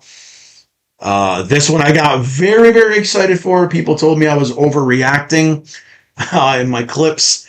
I was really, really excited for the Onimusha remake, and they announced it. And of course, they dropped a demo. I streamed it last week. I freaking loved it. I had such a blast with it. And yeah, it's going to be a day one buy for me. I'm super excited. Then we had Silent Hill Townfall got announced. Again, I'm going to kind of go through this one quick because we did go through this one live reacting. It looked okay. All right. It was kind of underwhelming. I got very excited for this one here, the Ace Combat 8. Lost my goddamn mind again for this one because the Ace Combat games are phenomenal. This one, another one, I don't even know. I'm still clipping my reaction to this one right now, but I was so excited when it revealed that this was actually Stuntman coming back. Very, very excited. Wow, that's actually pretty good. Getting a PS5 announcement was great because I got to take it off my Steam wish list, and I'm gonna buy it physically for PS5. Control was another one that I didn't really care about. It looked kind of meh. And again, the giant unleashing of massive diarrhea all over the stream was Marathon. They had to do Marathon. They had to show Marathon. Nobody cared. I have a clip for that one coming out today with some other reactions. RuneScape, some of the people in chat were pretty positive about this one. And then this we got very excited for. I did too. Until Dawn 2, I was very excited about that. And then, obviously, like I said, we ended with the God of War Le Fay, or God of War Laundry, as everyone's calling it. So there was a lot of stuff I was pretty excited for. There was a lot of stuff I was hyped about. And, I think I was one of the only ones, because a lot of people have been just rapping on it. And I don't know. I don't know. I didn't see anything overly wrong with that state of play. I thought it was a very solid state of play. I mean, I gave it like an 8 or 9 out of 10. I thought it was a great state of play. I think it did what it needed to do. It gave us a little bit more than what I expected. I thought it was going to be just Wolverine focused. And yeah, they brought it. They brought a lot of games. But not to be outdone, um, we had we had some stuff here. We had Summer Games Fest go on, and we had Xbox Game Showcase. Now, I did not live react to these because I just didn't have the time to live react to them. Because again, I was, working this weekend and at the anime convention this weekend. So I didn't have time to live react to these. In the future, I'm going to try to live react to more of these events, but let's go over here. Everything announced at Summer Games Fest 2026. Again, there is a lot of games to go over. There's a lot of stuff to go over. So we're going to try to rip through some of these, highlight a few of them, talk about a few, maybe watch a few of the trailers. But I'm going to try to go through these a little quicker because a lot of people have been talking about this stuff. So, Final Fantasy VII Part 3 Afterbirth, Rebirth, Revelation, Remake. Yes, Revelation is coming. The final of the Final Fantasies, the final part of Final Fantasy VII, until they do a more final part of Final Fantasy VII. They're going to have the final Final Fantasy VII next. But, I was a little, I don't want to say pissed off by this, but I wonder if they do show the job systems. So they changed the game in this. And I don't know how I like it. The graphics are gorgeous, right? Don't get me wrong. But I saw they changed it and they gave us a job system now. And I'm trying to see if this was in this trailer. Right? The combo moves, this is all dope. Right? Everything looks great. Not gonna lie. Got our summons, alright, great. We got all that stuff, our classic Final Fantasy stuff. But my biggest issue was with the job system. And I don't know if we have it, but seeing Vincent in combat just makes me want his game to get a remake. We're mounting on the summons, so it's definitely very action combat focused, right? Hopefully this leads to a Dirge of Service remake. I don't know. We got some Sid combat here. But I'm looking for the job system. Wait, is this the job system? Okay, White Mage. Yes, this is what we're gonna get. This is where I'm not happy. This is where I think we're pulling away from Final Fantasy VII. So we've got the classes now, where we're going to basically take the dress sphere system from Final Fantasy X-2, and they're going to be able to change jobs mid fight. And I don't know how I feel about that, right? We've got the weapons, okay? But I don't know how I feel about all of this, right? With the jobs and the dress change, right? I don't know how I feel about that. Because again, you're gonna change Cloud into a mage that literally pulls his whole character out of character. It pulls everything out of his character. He's the soldier, right? Tifa is your fighter. Like, these characters all had their class for a reason, and their classes are kind of highlighted in the story, with Cloud whipping around with his sword, doing all his fighting, Tifa doing her fist fighting. All this stuff is kind of there for a reason. And I don't know how I feel about that yet. Having these job systems now shoved into the third iteration of this game. So, I don't know. That was one of the things I did want to talk about with Final Fantasy VII Remake, Afterbirth, Rebirth, Part 12, the sequel, Squared. I don't like what Square's done with this, and I know, again, I'm in a minority. I think they have taken Final Fantasy VII and just morphed it into something that it isn't. It never was. And I don't know. I call me old, whatever. I thought 7 was good the way it was. It was a good game. Again, I played it twice in my life, when it came out, and then when they re-released it later on. Never felt the need to really go back to it.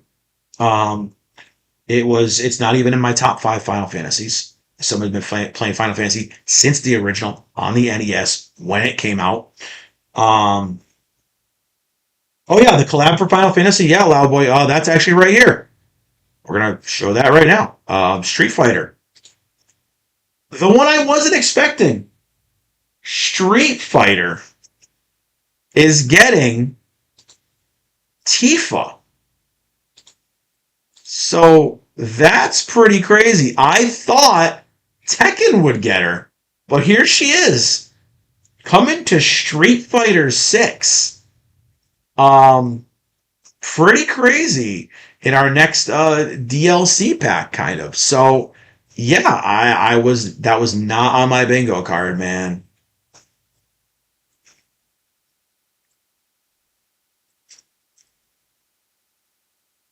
Yeah, I don't know about Square Enix either. They're I don't know. I think Square was at their best when they were Squaresoft. I think Enix was at their best when they were Enix. I think when Square and Enix were competing against each other, they had some of their best RPGs. Now that they've become this amalgam of just togetherness, I don't know. We got the new Stellar Blade Blood Rain, right? A lot of discourse on the internet about this one as well. It's kind of taking some of the heat off of God of War, LeFay right now. But just as the first game, it looks absolutely gorgeous. And now, from what I understand, this is going to be a prequel to Stellar Blade. Obviously, we see a ton of humans here. We see a lot of trains. It's given off Final Fantasy VII vibes, but we get a look at our new protagonist, who is EV. And there's been some stuff. There's been some discourse online about this one. And the discourse about this one, obviously, is right there. This is where the discourse is, right here.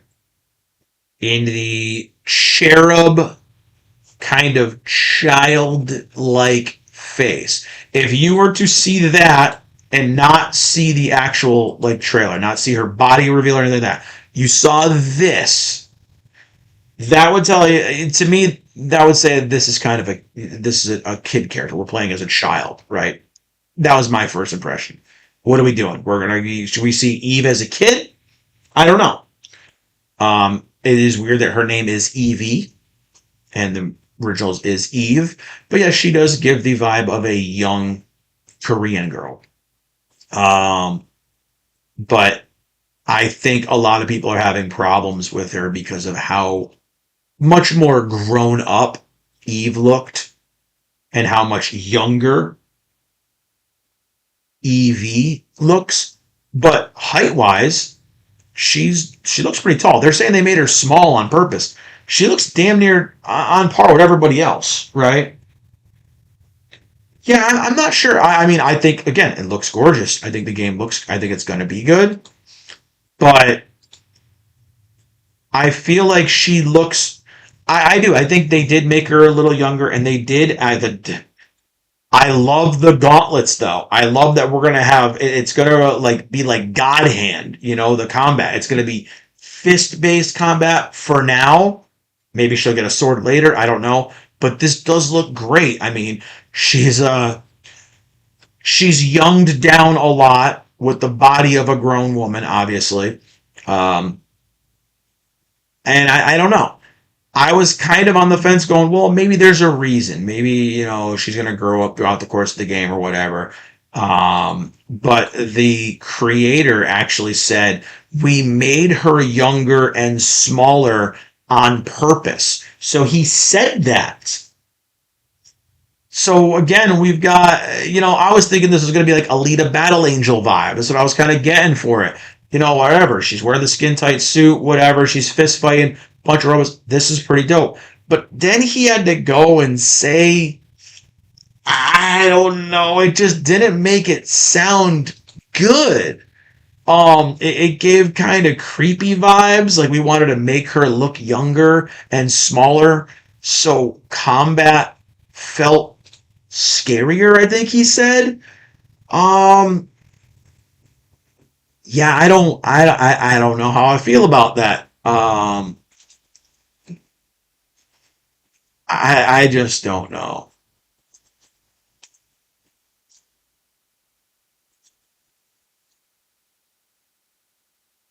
I don't know, man. It's weird. I don't know if him saying that kind of stuff is very smart. Um, yeah, I don't know.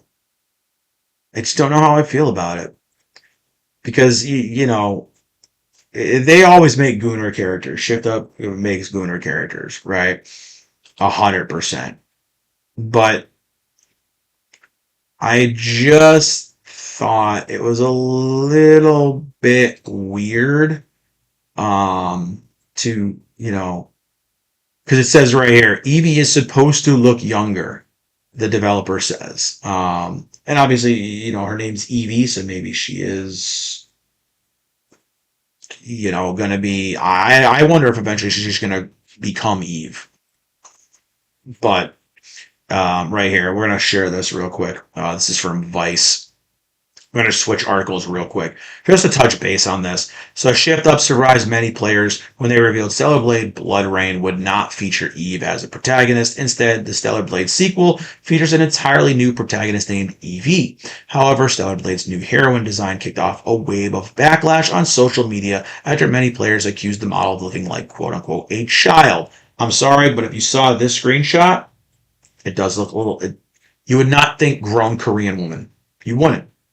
The chubby cheeks here don't scream grown Korean woman. It doesn't.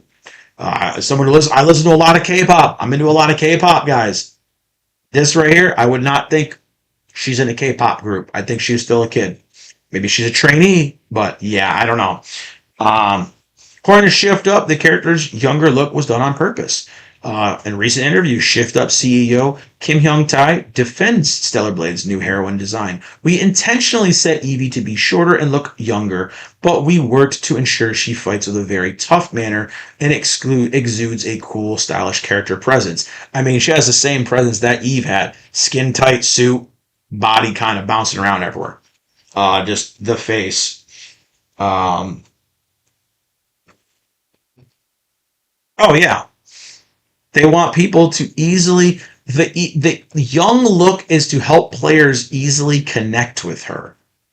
When making the first game, I struggled with the character Eve, specifically whether to leave the character as a blank slate for the player to empathy or to fill with personality. Seeing the reactions of players who finished the first game, I realized that players can fully immerse themselves even in a character with strong, distinct personality. So this time, we're designing Evie to have an even more designed character.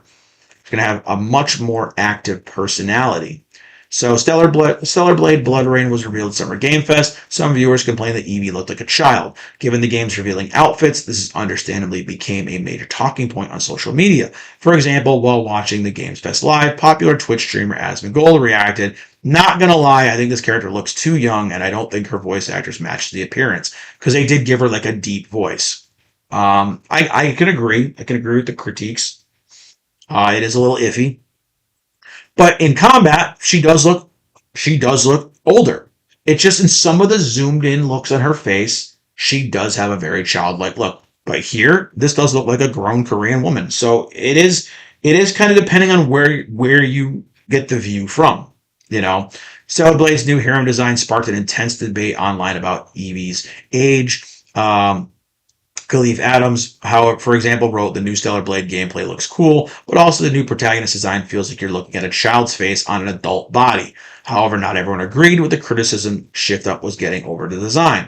In fact, many players from Korea and Japan argued that global players were just not used to her look. They pushed back on the criticism, saying she was being compared to Western standards, which, yeah, I mean, every 20-year-old looks 40 in the West. So, yeah, I mean, or full of plastic. Um, Regardless, Shift Up has now spoken about why Eevee appears so young, and it's given the character a more defined look and personality. Shift Up also faced a little backlash from Stellar Blade fans who were bummed that Eve was not returning as the main character. So yeah, so that announcement did get us a little bit more kind of crazy, right? So that was basically it for there. Kind of little sidebar about that. Yeah, they're gonna be making another project. I saw they're working on something else. Yeah. So let's go on to more of. We'll switch back over here. Back over. Kind of went on a little tangent there. But we'll go back over here to more of the announcements. One I was very excited for. I don't know, depending on who's working on it. Wolf Among Us 2 is coming out. It was my favorite Telltale game. I adore that game. I think it was fantastic. Um, do I think the new one is going to live up to the expectations? I'm not sure. But we'll see. We'll see. We're going to have Wolf Among Us remastered at the end of this year. Do I think that game needs a remaster? No, it doesn't. It looks great. But I'm excited for more Wolf Among Us because one was amazing. It's one of those games that too many people slept on, and it was freaking so good. We finally got Pal World 1.0. I think most people forgot about Pal World. I did, honestly. I forgot all about Pal World. Another one I was excited about, didn't see coming. Attack on Titan 3 is getting released. So we're getting a third one. I own the first two physically on PS4, but we're going to finish the story. We're going to do the rumbling. I don't know if I like the more updated graphics, but it definitely it looks a lot more realistic. Not sure how I feel about it, but the graphics, damn, they're good.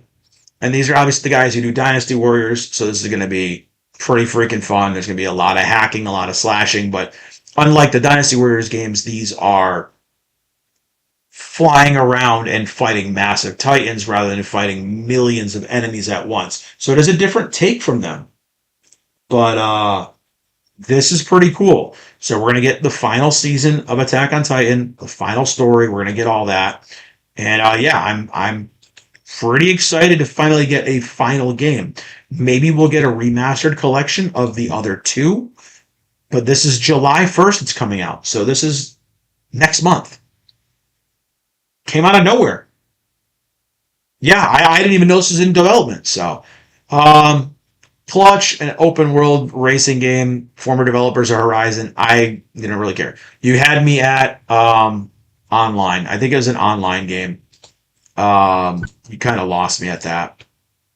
So Maverick Games, but we didn't really get a whole lot of, stuff. We got some cinematics, but we didn't really get a lot of gameplay here.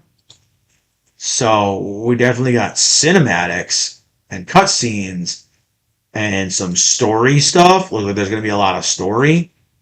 but I don't know. From what I heard, it's going to be online. But this is kind of looking like it might not be. It might actually be an offline game. So I don't know. We'll see. Like if it actually does anything, I don't know. But it's from former developers of Forza Horizon. So we know that game's been doing really well. Hot Wheels Infinite Rush, whatever. No Hot Wheels game. Oh, Monster Hunter Wilds Ascendance. What were we talking? We were literally talking about that on one of the streams, saying how Monster Hunter's kind of on life support, and Wilds just kind of didn't do it, and they should just bring World back. And we're not getting that. We're getting an expansion. Prepare for Elder Dragons and Monster Hunter on easy mode, essentially. So I don't know. Yeah, that was loud. Sorry. Again, we got more jump on our mount and fly to enemy. Jump on our mount and walk to enemy. Jump on our mount and auto walk to our enemy part 2. And it's just like, I don't know how I feel about it. They made it way too easy. And I like the new weapons. The new weapons are pretty cool. The new dragons, things like that. But am I gonna pay like I did for Iceborne? No, I'm not. Definitely not gonna be doing it. I did do the Iceborne. I loved it, but this I don't think I'm sold on it. I didn't really care for Wild.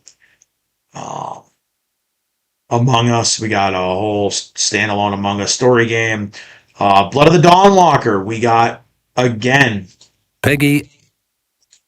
We got a look at Blood of the Dawnwalker, which I am very interested in as well. Basically, it's The Witcher with vampires. This looks like it's going to be really freaking good. Again, I'm muting it because I don't have my cans on right now, so I don't want the audio to echo. But I'm just kind of going through these trailers a little bit.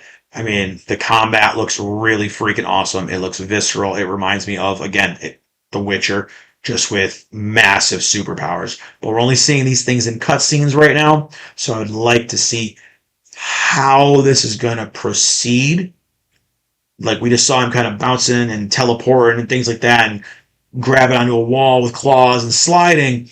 But we haven't seen any of that in actual gameplay yet. So I am curious as to how that's going to turn out at the end. But it is coming out September 3rd. So, it's coming. We got a lot of stuff. Star Wars Zero Company. We're going to have an XCOM Star Wars.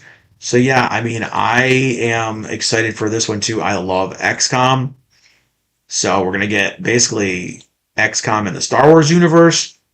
Graphics are looking good. Things are looking kind of tight. But again, the big part is you want to look at gameplay. So these are in our in-game. Here's our look at the game. And it looks just like XCOM. It is 100% is XCOM with Star Wars. And we are going to have permanent death, just like with XCOM. So this is basically, again, just XCOM Star Wars Edition. So I am ready for this. I am sold on this. I love XCOM, and this could make me happy to be someone who used to love Star Wars again. Because hopefully the games do good, because the movies and shows all suck. Lords of the Fallen 2, Saw Genesis multiplayer game. This one, they don't have the videos for it, but 1666 Amsterdam. From the original creator of Assassin's Creed. Now, I think this has a chance to be good, but I also think it has so much going against it just from the little bit that I've seen.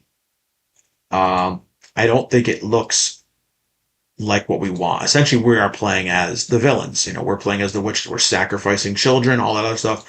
That's great. Do I think it's going to do well? I don't know.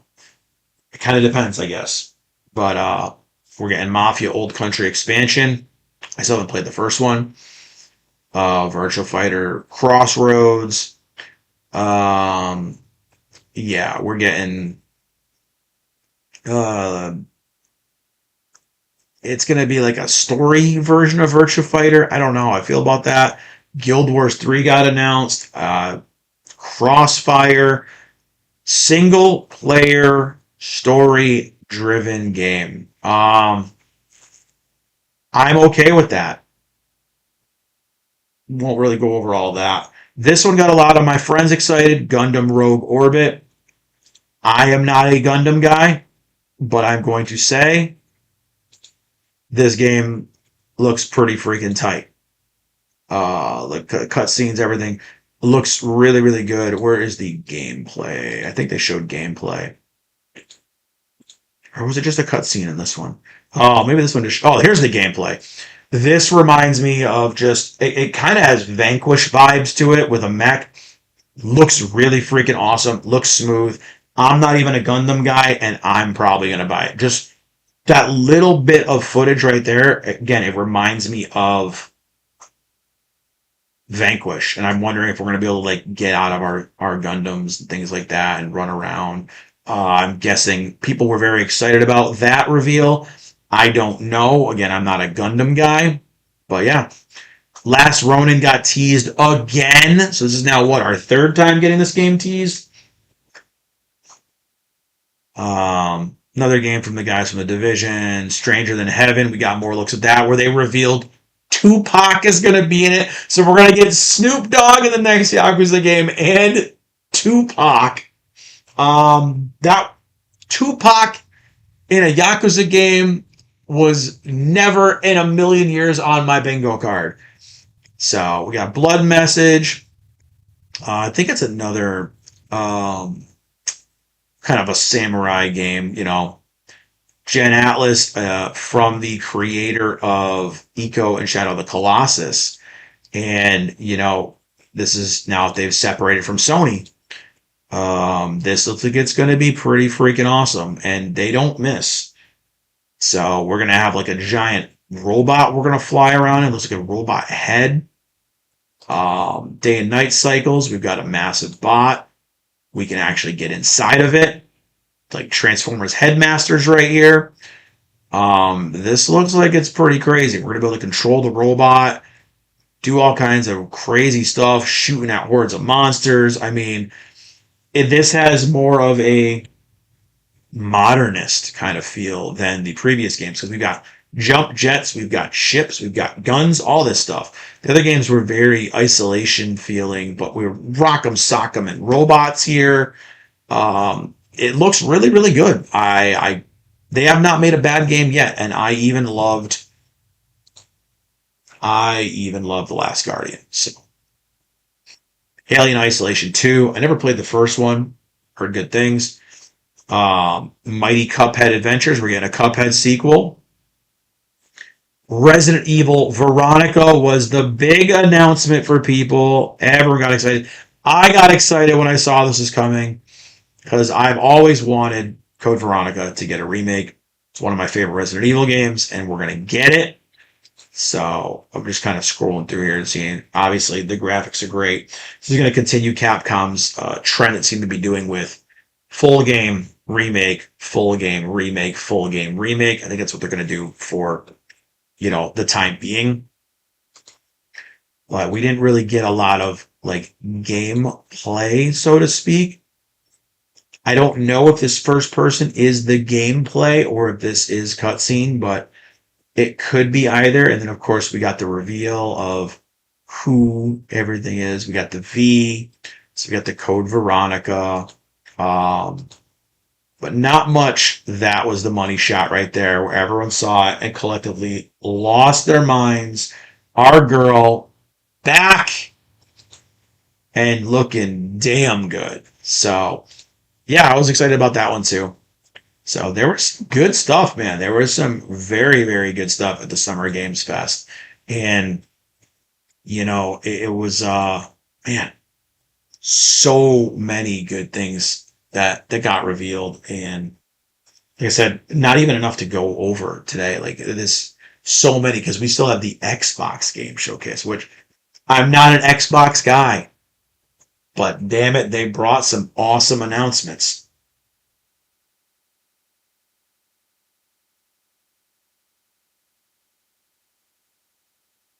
Kind of chug that down. Got cold. So we'll go over here and we're gonna go right over let me one of the things seeing is how the God of War, problems have been going on. Has anyone seen that even Domino's Pizza was trolling uh Sony and their God of War game? So Domino's actually wrote a God of War with no Kratos equals pepperoni passion with no pepperoni. Oh, and it's like I love when these food companies kind of start going on video game stuff. Like the marketing, I think it's behind, is it Arby's or something like that? But they do like all these like memes and viral memes about gaming stuff. Man, it was pretty good. But I thought it was funny that these places were kind of trolling Sony. But like I said, I think as long as the writing is good, it could be it could be amazing.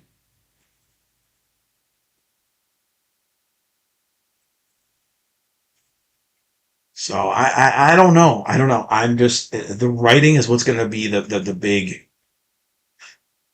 the big kind of nail in the coffin or the thing that's going to elevate it, right? God of War looks sick, man. Screw that. It did. I thought it looked sick too.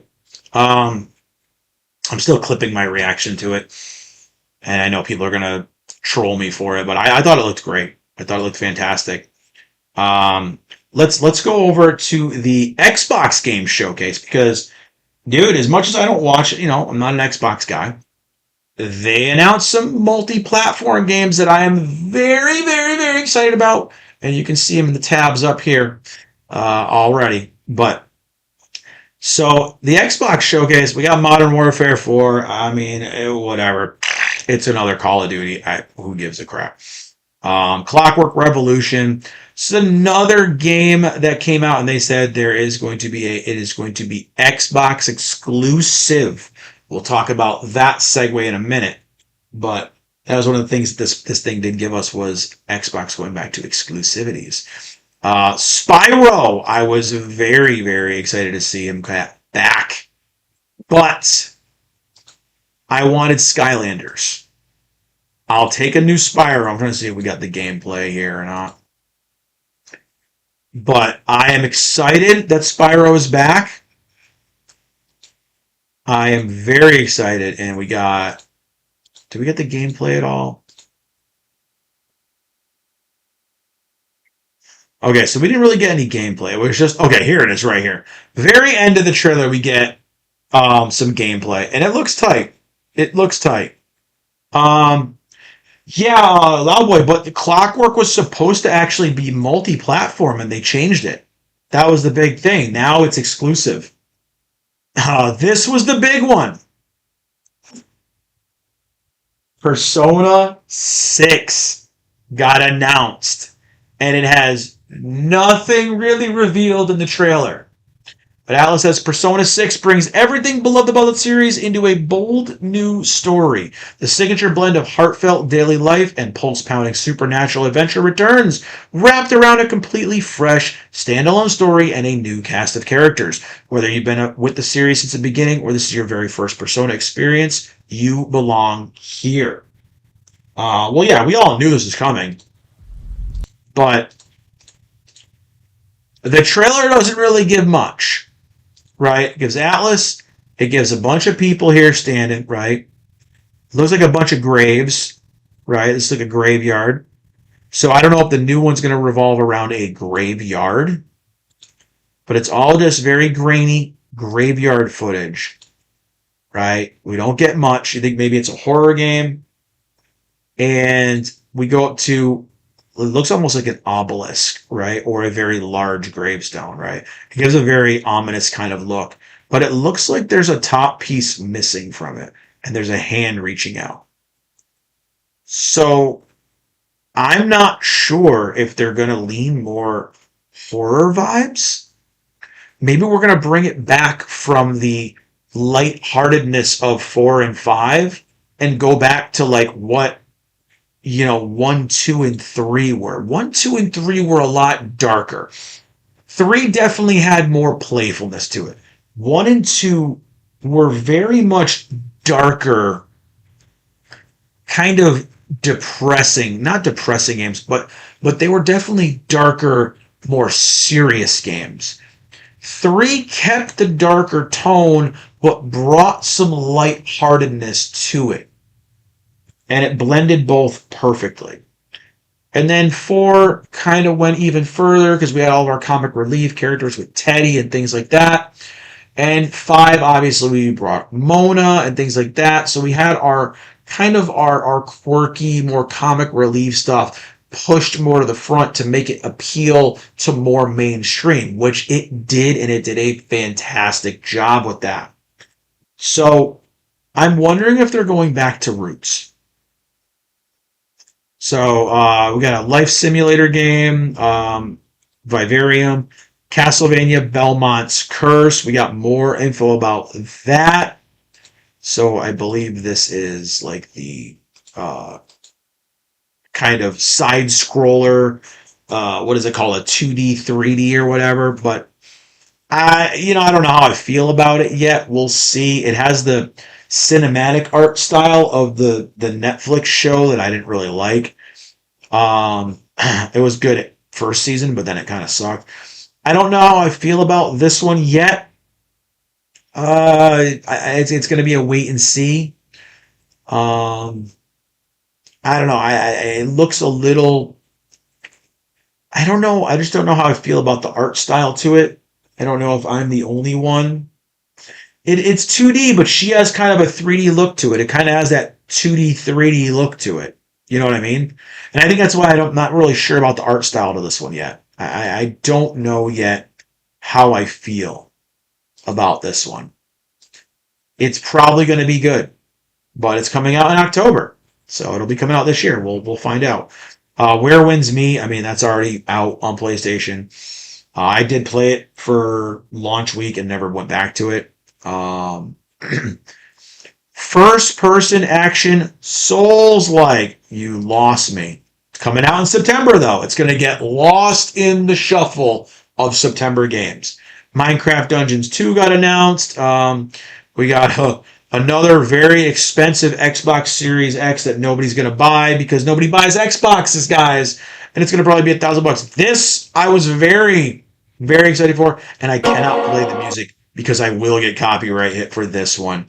Because it's playing the classic Offspring music, man. Crazy Taxi is back, guys. Oh, I'm so excited. And people are ripping it apart because they said they use generative AI for it. I don't give a flying. I almost just. Okay, I've gone the whole stream without swearing. Not going to do it. I don't care. This looks amazing. It's everything I want to just make me go back to my classic Dreamcast days of just mindless fun. This is what it is, and I am so excited about this. We knew this was coming. I am just beyond excited for this one. This will be a day one buy for me. I 100% want it, unless they announce that it is the most horribly optimized garbage, whatever. Then I'm going to hold off, but yeah. Doom Dark Ages expansion, I didn't care about because that's a game that wasn't physical. Senua, we got another Hellblade game. I didn't do those because they were Xbox games, although I did just recently purchase the first game at a used game store when I was up in New Hampshire. I picked it up. Maybe I'll check it out. Join us. This is they're calling this Trump Simulator. I think it's kind of funny, but this is basically, to me, it's Cult of the Lamb mixed with Far Cry 5, and I'm all for this. I'm gonna probably check this game out. It's a cult making game, and this looks fun as hell. I love Cult of the Lamb. I think that game's great, and now we're gonna be leading a real cult. But we're going to be able to ride pigs. We're going to be able to recruit people, fight cops, make our whole little weird emotes. We're gonna have some fighting like GTA stuff. We've got all kinds of stuff going on in this. There's even multiplayer modes. I mean, this looks fun. It looks like we're gonna have aliens. We're gonna have monsters. All kinds of just wacky things happening. So this is not taking itself too seriously. I think this could be amazing. I think it could be very fun. It's coming out in March, and it might be a game I play for my birthday. I don't know. We got Wulong 2. I never played the first one. Bad Magpie. So it's another one of those narrative kind of indie story-driven games. Another new Metro game, which, again, I love the Metro games. I think they are horrendously underrated. And these games are so good. The gameplay is tight. The stories are amazing. And I am very much looking forward to this next chapter. Man, this looks so tight. Like, this looks really good. So, another one that I'm very excited for. It's kind of like post-apocalyptic zombie, hordes, kind of just everything in your face. This looks so good.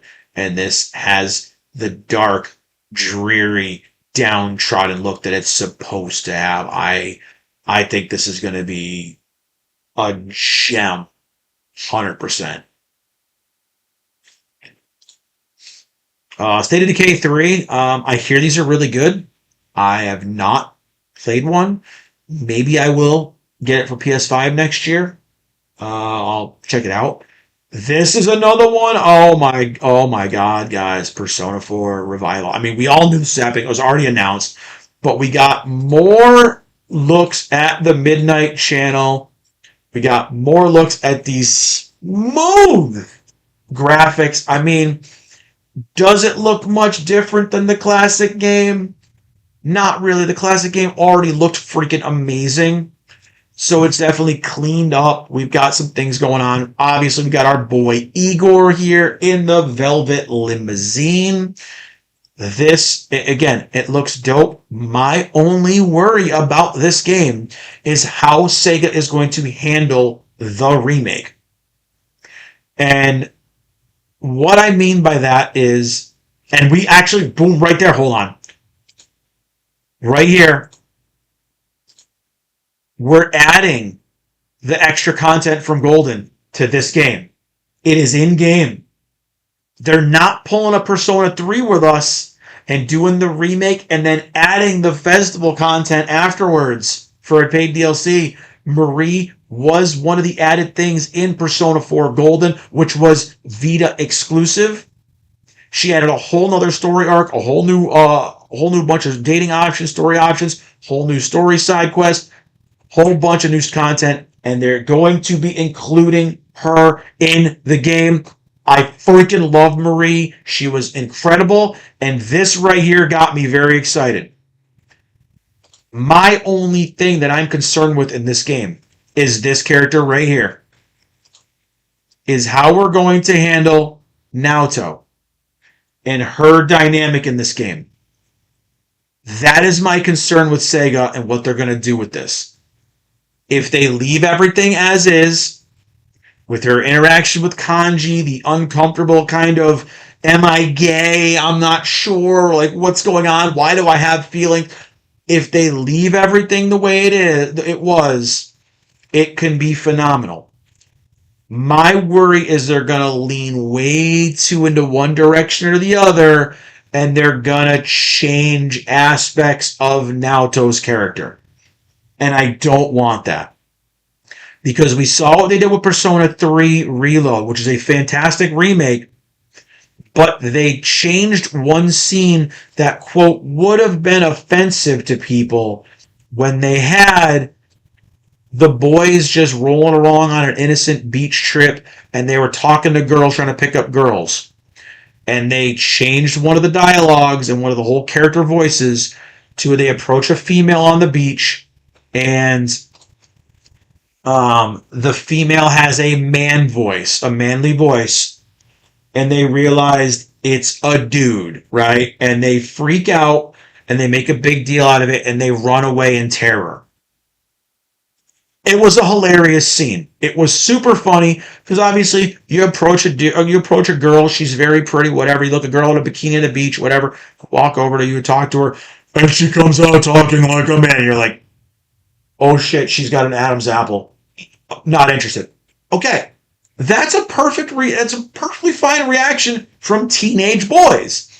And they thought that sequence was too offensive and inappropriate for current audiences. So they took that scene and they changed it into the worst thing.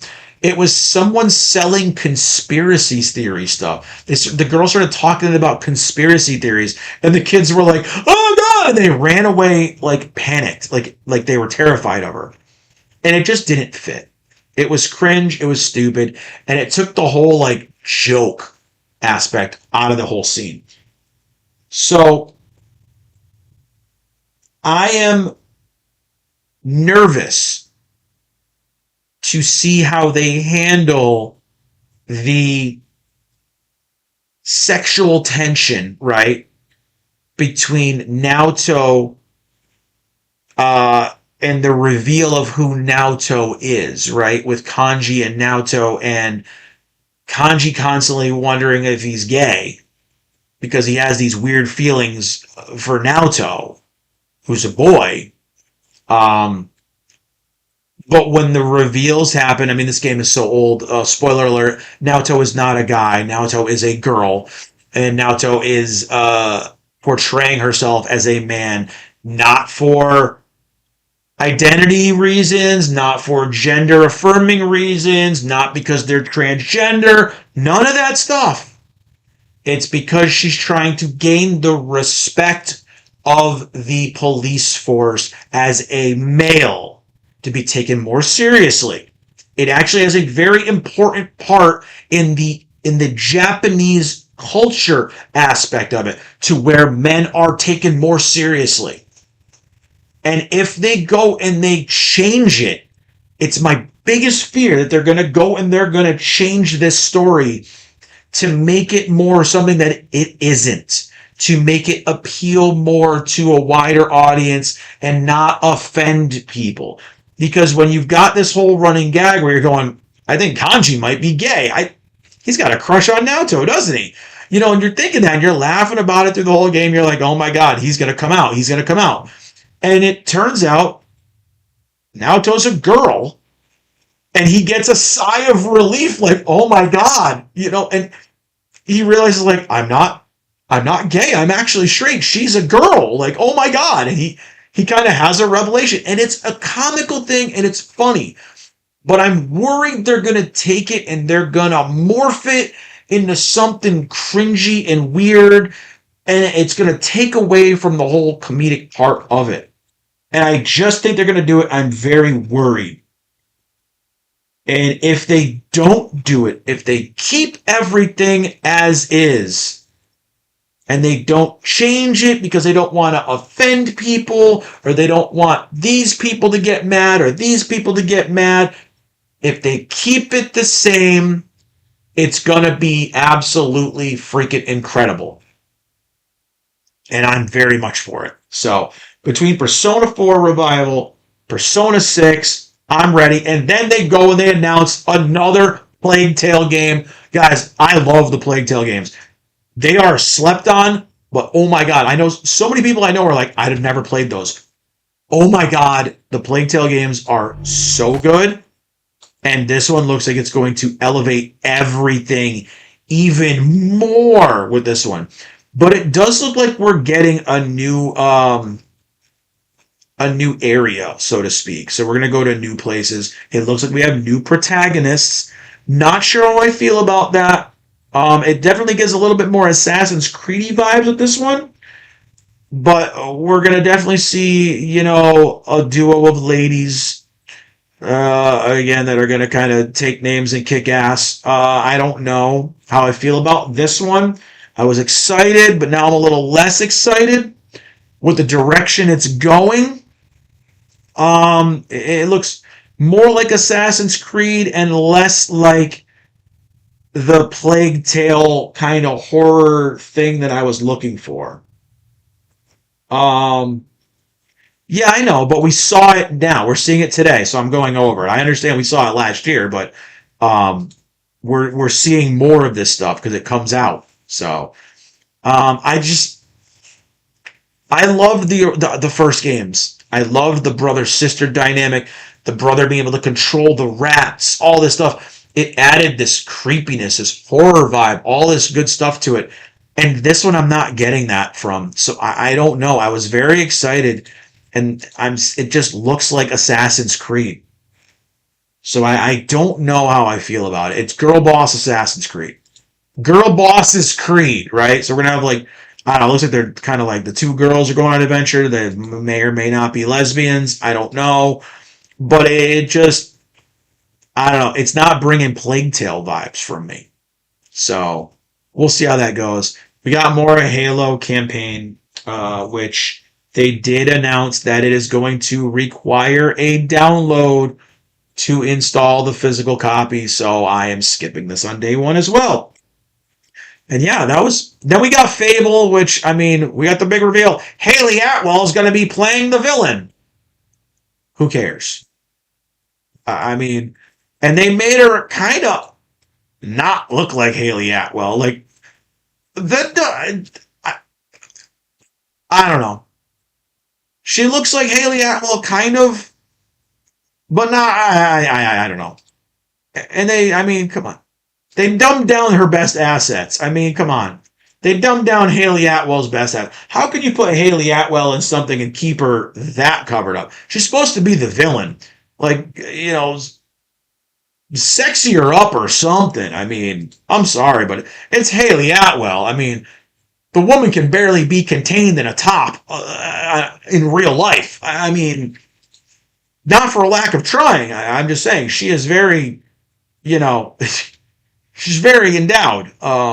But I'm just not getting anything from this new Fable reveals. It just still looks generic still, like every other Fable game has. Like it just isn't really, you know, slapping any enthusiasm out of me. I don't know.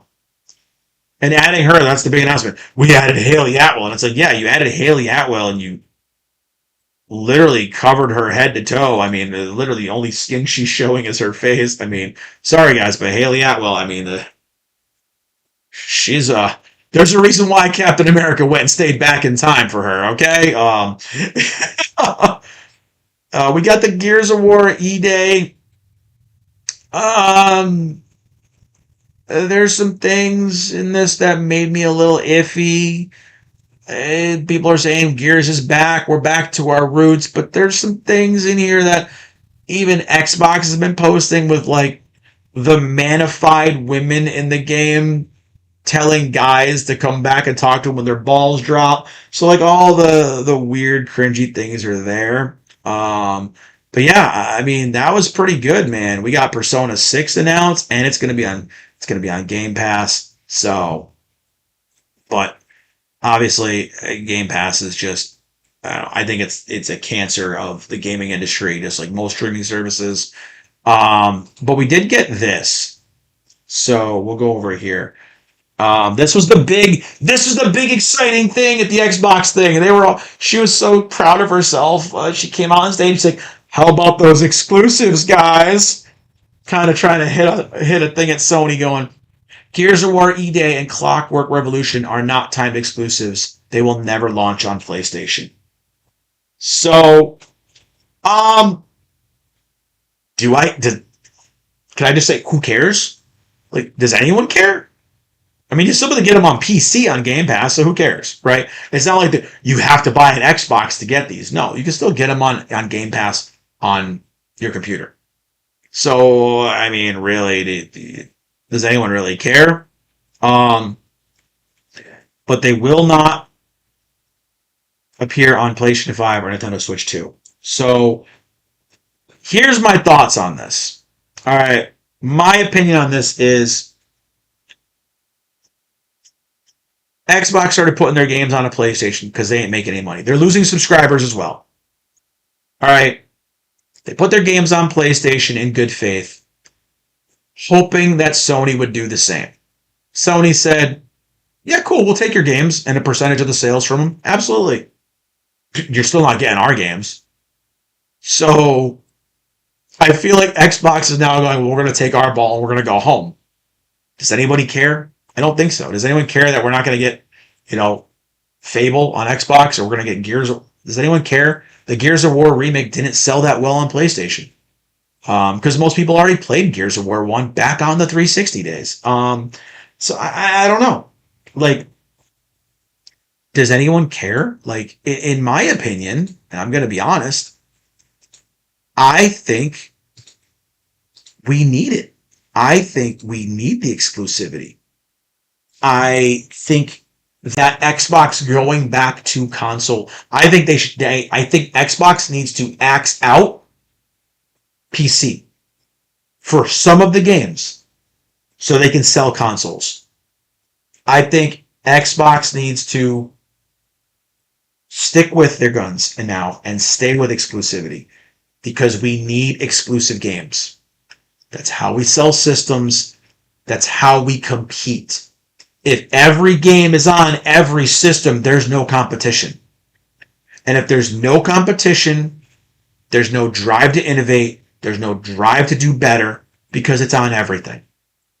Your hardware doesn't need to be better. Your software doesn't need to be better because everything's everywhere.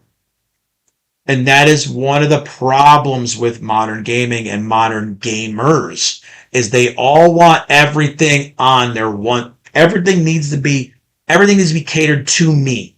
It needs to go to me and be catered to me. And that is how gamers think now. Modern gamers are, it's about me. It's about what I want. It's about how I feel. I want everything. I want it instantly. I want it day one. I want it now. And I want it on my platform of choice. And they don't realize that there's a reason why Nintendo always sells its consoles. Because you could only get Nintendo games on the Nintendo console. People still buy Switch 2s, and it's dog shit. I tried to not swear. I got my one swear towards the end of the stream. But people still buy them. Why? Because it's the only place you can get new Mario, new Metroid, new Donkey Kong, new Star Fox, new Kirby. They are the only place you can get them. Sony sticking to their guns, and now they even said, we're not doing PC anymore because it's not worth spending the money to port over. That's the thing. Sony decided, they played ball, they listened to everyone bitch and moan, and they went, okay, guys, we're going to start porting our games to PC. And guess what? Their PC sales aren't that great. So it's showing Sony, we're spending all this extra money, this extra time, these extra resources. We're porting games to PC, and they're not really doing well. It's not worth it. So we're going to keep our games on our console, and that's it. And guess what? Sometimes their games don't sell as well as they wanted to. But it's because of their budgets. When you're spending $200 million on a video game, you got to make $400 million, $500 million to break even. Just like with a movie. So I can understand the appeal of multi-platforms. But unless you are just a game company making games, if you are a console company, you need exclusive games. You need a reason for people to come to your system, to play on your system, to go into your ecosystem. If everything is put out on everything, people are going to pick and choose their ecosystem. They're going to pick and choose their hardware. They're going to pick and choose their controller. By making it exclusive, you lock the people into your ecosystem. And that's what anyone who's been through the console wars of the past 30 years knows this. Sega, Nintendo, PlayStation, Xbox. It's always been going. And every single console war where we have exclusives, it drives innovation. It drives creativity. because you got to one up the next guy. You got to one up the competition. And if you don't, you end up like Xbox, bottom of the barrel, in last place. Nobody cares about. You know what people care about? I'm going to get my Game Pass. I'm going to play all the games for free. And that's what everyone cares about. That is all Xbox is. Xbox is now a streaming service. They have downed themselves to a streaming service that keeps losing subscribers. Let's see here. We got a thing here. Game Pass. I think they said millions of subscribers. So we see. I'm going to go over to this. We'll just to go on to my point here. Xbox Game Pass lost millions of subscribers after the price hike last year. So Xbox Game Pass has always been touted by Xbox as this incredible deal letting you play the biggest games on the day of release for just one small subscription fee. Still a good idea, though at times it's been argued whether it's a sustainable one, with modern day game development budgets ballooning to ridiculous prices. And it is not sustainable. Just like all the streaming services, it's not sustainable unless you have a ton of liquid cash. Like if you have a bunch of cash, you have a bunch of assets. Microsoft has FU money they can throw around, right? They're in everything. Apple has FU money. They can keep their streaming service forever. Amazon has FU money. They can go on with their streaming service as long as they feel like it and lose money. Other ones, Disney Plus, Paramount Plus, HBO, they're all bleeding money. So, Netflix is the only one that's always profitable because they've been doing it for so long. But over the years, we've seen the service gradually increase in price, though it had managed to avoid the breaking point for a lot of people. That was all the way up until the fall of 2025, though, as Xbox made headlines back in October for jacking the price of Game Pass by a whopping 50%. No one really talks about that. It's like everyone forgot about that. Tons of people cancel their subs, and that's the thing. So they've lost millions of subscribers, and that is not a good thing. They revealed that Xbox Game Pass lost millions of subscribers following the price hike last year, which was a pretty substantial amount considering the service had been between 35 and 38 million last time official figures were confirmed. Considering how important Game Pass is to Microsoft, enough to bombard us with it the last showcase, at the very least you can now see why millions of people jumping ship might have spooked the company into doing something good for a change. Things are going in the right direction now, though. We've returned of Xbox exclusives in Gears of War E-Day and Clockwork Revolution, and while the damage may have been done already, the recent reduced price of Game Pass was a big win for the company's reputation.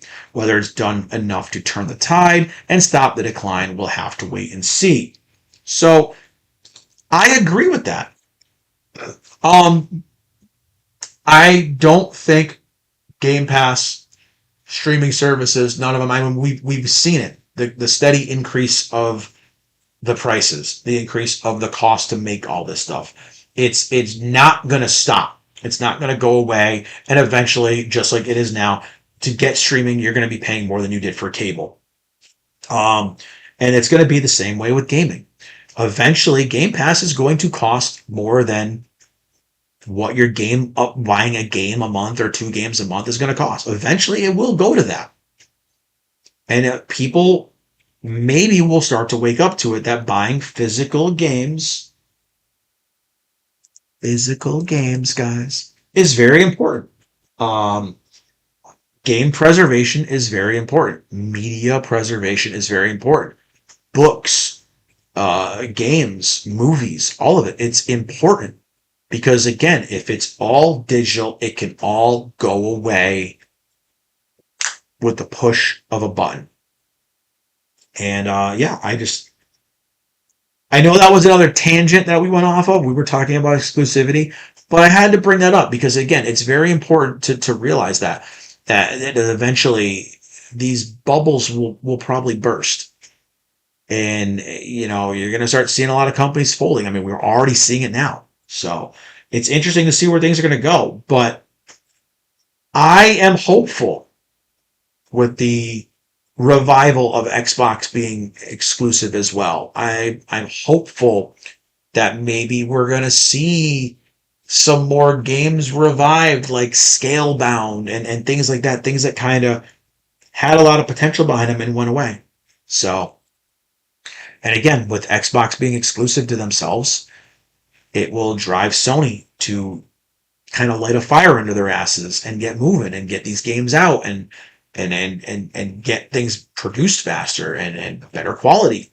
Same thing with Xbox. They're going to start producing things better quality, better speed, better timetables because they got to get it out. And Nintendo's not going to be Nintendo. They're sitting in the corner, they're eating their crayons and they're making money. So that's it. Nintendo is still just like, guys, we're over here doing our own thing. Just we're over here just counting money. Go do your thing. So that's kind of where we are, you know. And that's it. That was a lot of game coverage, man. Oh my God, so many games this year. Oh my God, this week has been crazy for gaming stuff. Very, very good. But I am gonna call it for today. Like I said, I got the kiddo at the house still. She wasn't feeling good this morning, so she's crashed out. I think I hear her stirring. So gonna see how she's doing, check up on her, and see how things are going. But before I end the stream, I'm gonna do as always, give you guys a little rundown of all the figures that we did highlight today. Of course, we did talk a lot about video games. Just remember, we did start the stream with figures, so we did Miku Monday with the Nyanko Miku, again, the kitty cat Miku that I adore from Sega. 2 reprints sold out of this figure. This thing is very, very popular. If you can get any variation of her, I highly, highly recommend her. She was my figure of the week this week because I absolutely adore her. Twin Tuesday. Went from one I really loved to one I was very underwhelmed by. This is the Morning Star Dress Rem by Banpresto, and it was a Rem, and she was in a dress, and that's really all I could say about her. Very underwhelming. Going over here to the 3 Squeezes Power by Banpresto as well, and this one surprised me again after the disappointment that was the Rem. This one surprised me a lot. She's larger than I thought, higher quality than I thought, and looks great for a $20 figure. So if you're looking for a budget-friendly variation of this power that you got to spend hundreds of dollars to get, definitely look for this Banpresto one. She is cheap, she's very affordable, and looks pretty freaking good. So Figure Friday. Speaking of looking good, boys are suited up. Ready for it, man. This is the duo of the Jujutsu Kaisen Suit Special, Gojo and Gito. And yes, again, it is Gito. He does not have the scar on his head, so it is not Kenjaku. It is Gito. This is kind of back in the day when they were friends still, kind of out to karaoke, having some fun. My only gripe with this one, it is that it is 2 separate figures you have to buy separately. So you're going to spend twice the amount of money to get the one piece together. But very, very cool duo. If you want to see the more detail, I did do a price figure face off of this one as well. And have my thoughts on which one's better. Finish the week. Sword Art Saturday. Obviously going over to Sword Art Online with the EX Chronicle Party Dress Yuki. Still ready to fight though. I adore it. I adore this whole line. We did talk about it when I went over this one. Amazing line of figures. Gotta track down that Kirito though. But again, a set that I do recommend checking out, you guys, if you are Sword Art fans. And I love that they added Yuki because she deserves to get more figures. She was amazing. Her story arc was one of the best in the Sword Art series. And damn it, it was a tearjerker. So that was it for all the figures, all the stuff. Man, went longer today because we had some topics. We had some games to talk about. And you guys want more of a little deeper kind of look at the state of play reactions. I do have that on the VOD as well. You guys can check out all the live action if you didn't see that. If you guys want me to do more of these live reactions to these streams, I had fun. It was a blast, so I'm definitely interested in it. I'm going to start looking through the schedules of when they are and maybe schedule some time out to do some live reactions. But that's going to be it for today. This week, I did not do a stream yesterday because I was Still recovering my voice from Anime Rhode Island, but so we will be doing a gaming stream tomorrow on Wednesday, which I don't normally do. Wednesday gaming stream, Thursday and Friday gaming streams. Back to Bioshock, returning to Rapture, and maybe we'll throw in a little something else in the mix. To break it up on Thursday, but we'll see. We're still trying to finish Bioshock and having a blast with it. So, new videos dropping Wednesday and Friday. This Friday, I didn't get to finish my video that I was making because of the busy weekend. So we're going to drop that one this Friday instead. So Wednesday and Friday. So, no, I'm good now. My voice is back. I was able to talk through this whole stream. So, that's going to be it though. But thank you, obviously, to everyone who comes in and chats, everyone who comes in and lurks, and everyone who watches the VODs afterwards. I appreciate the support. And don't forget, follow on all the social medias for all updates, the goodies, photos, videos, all that stuff. And yeah, I will see y'all in the next one. Bye, everyone.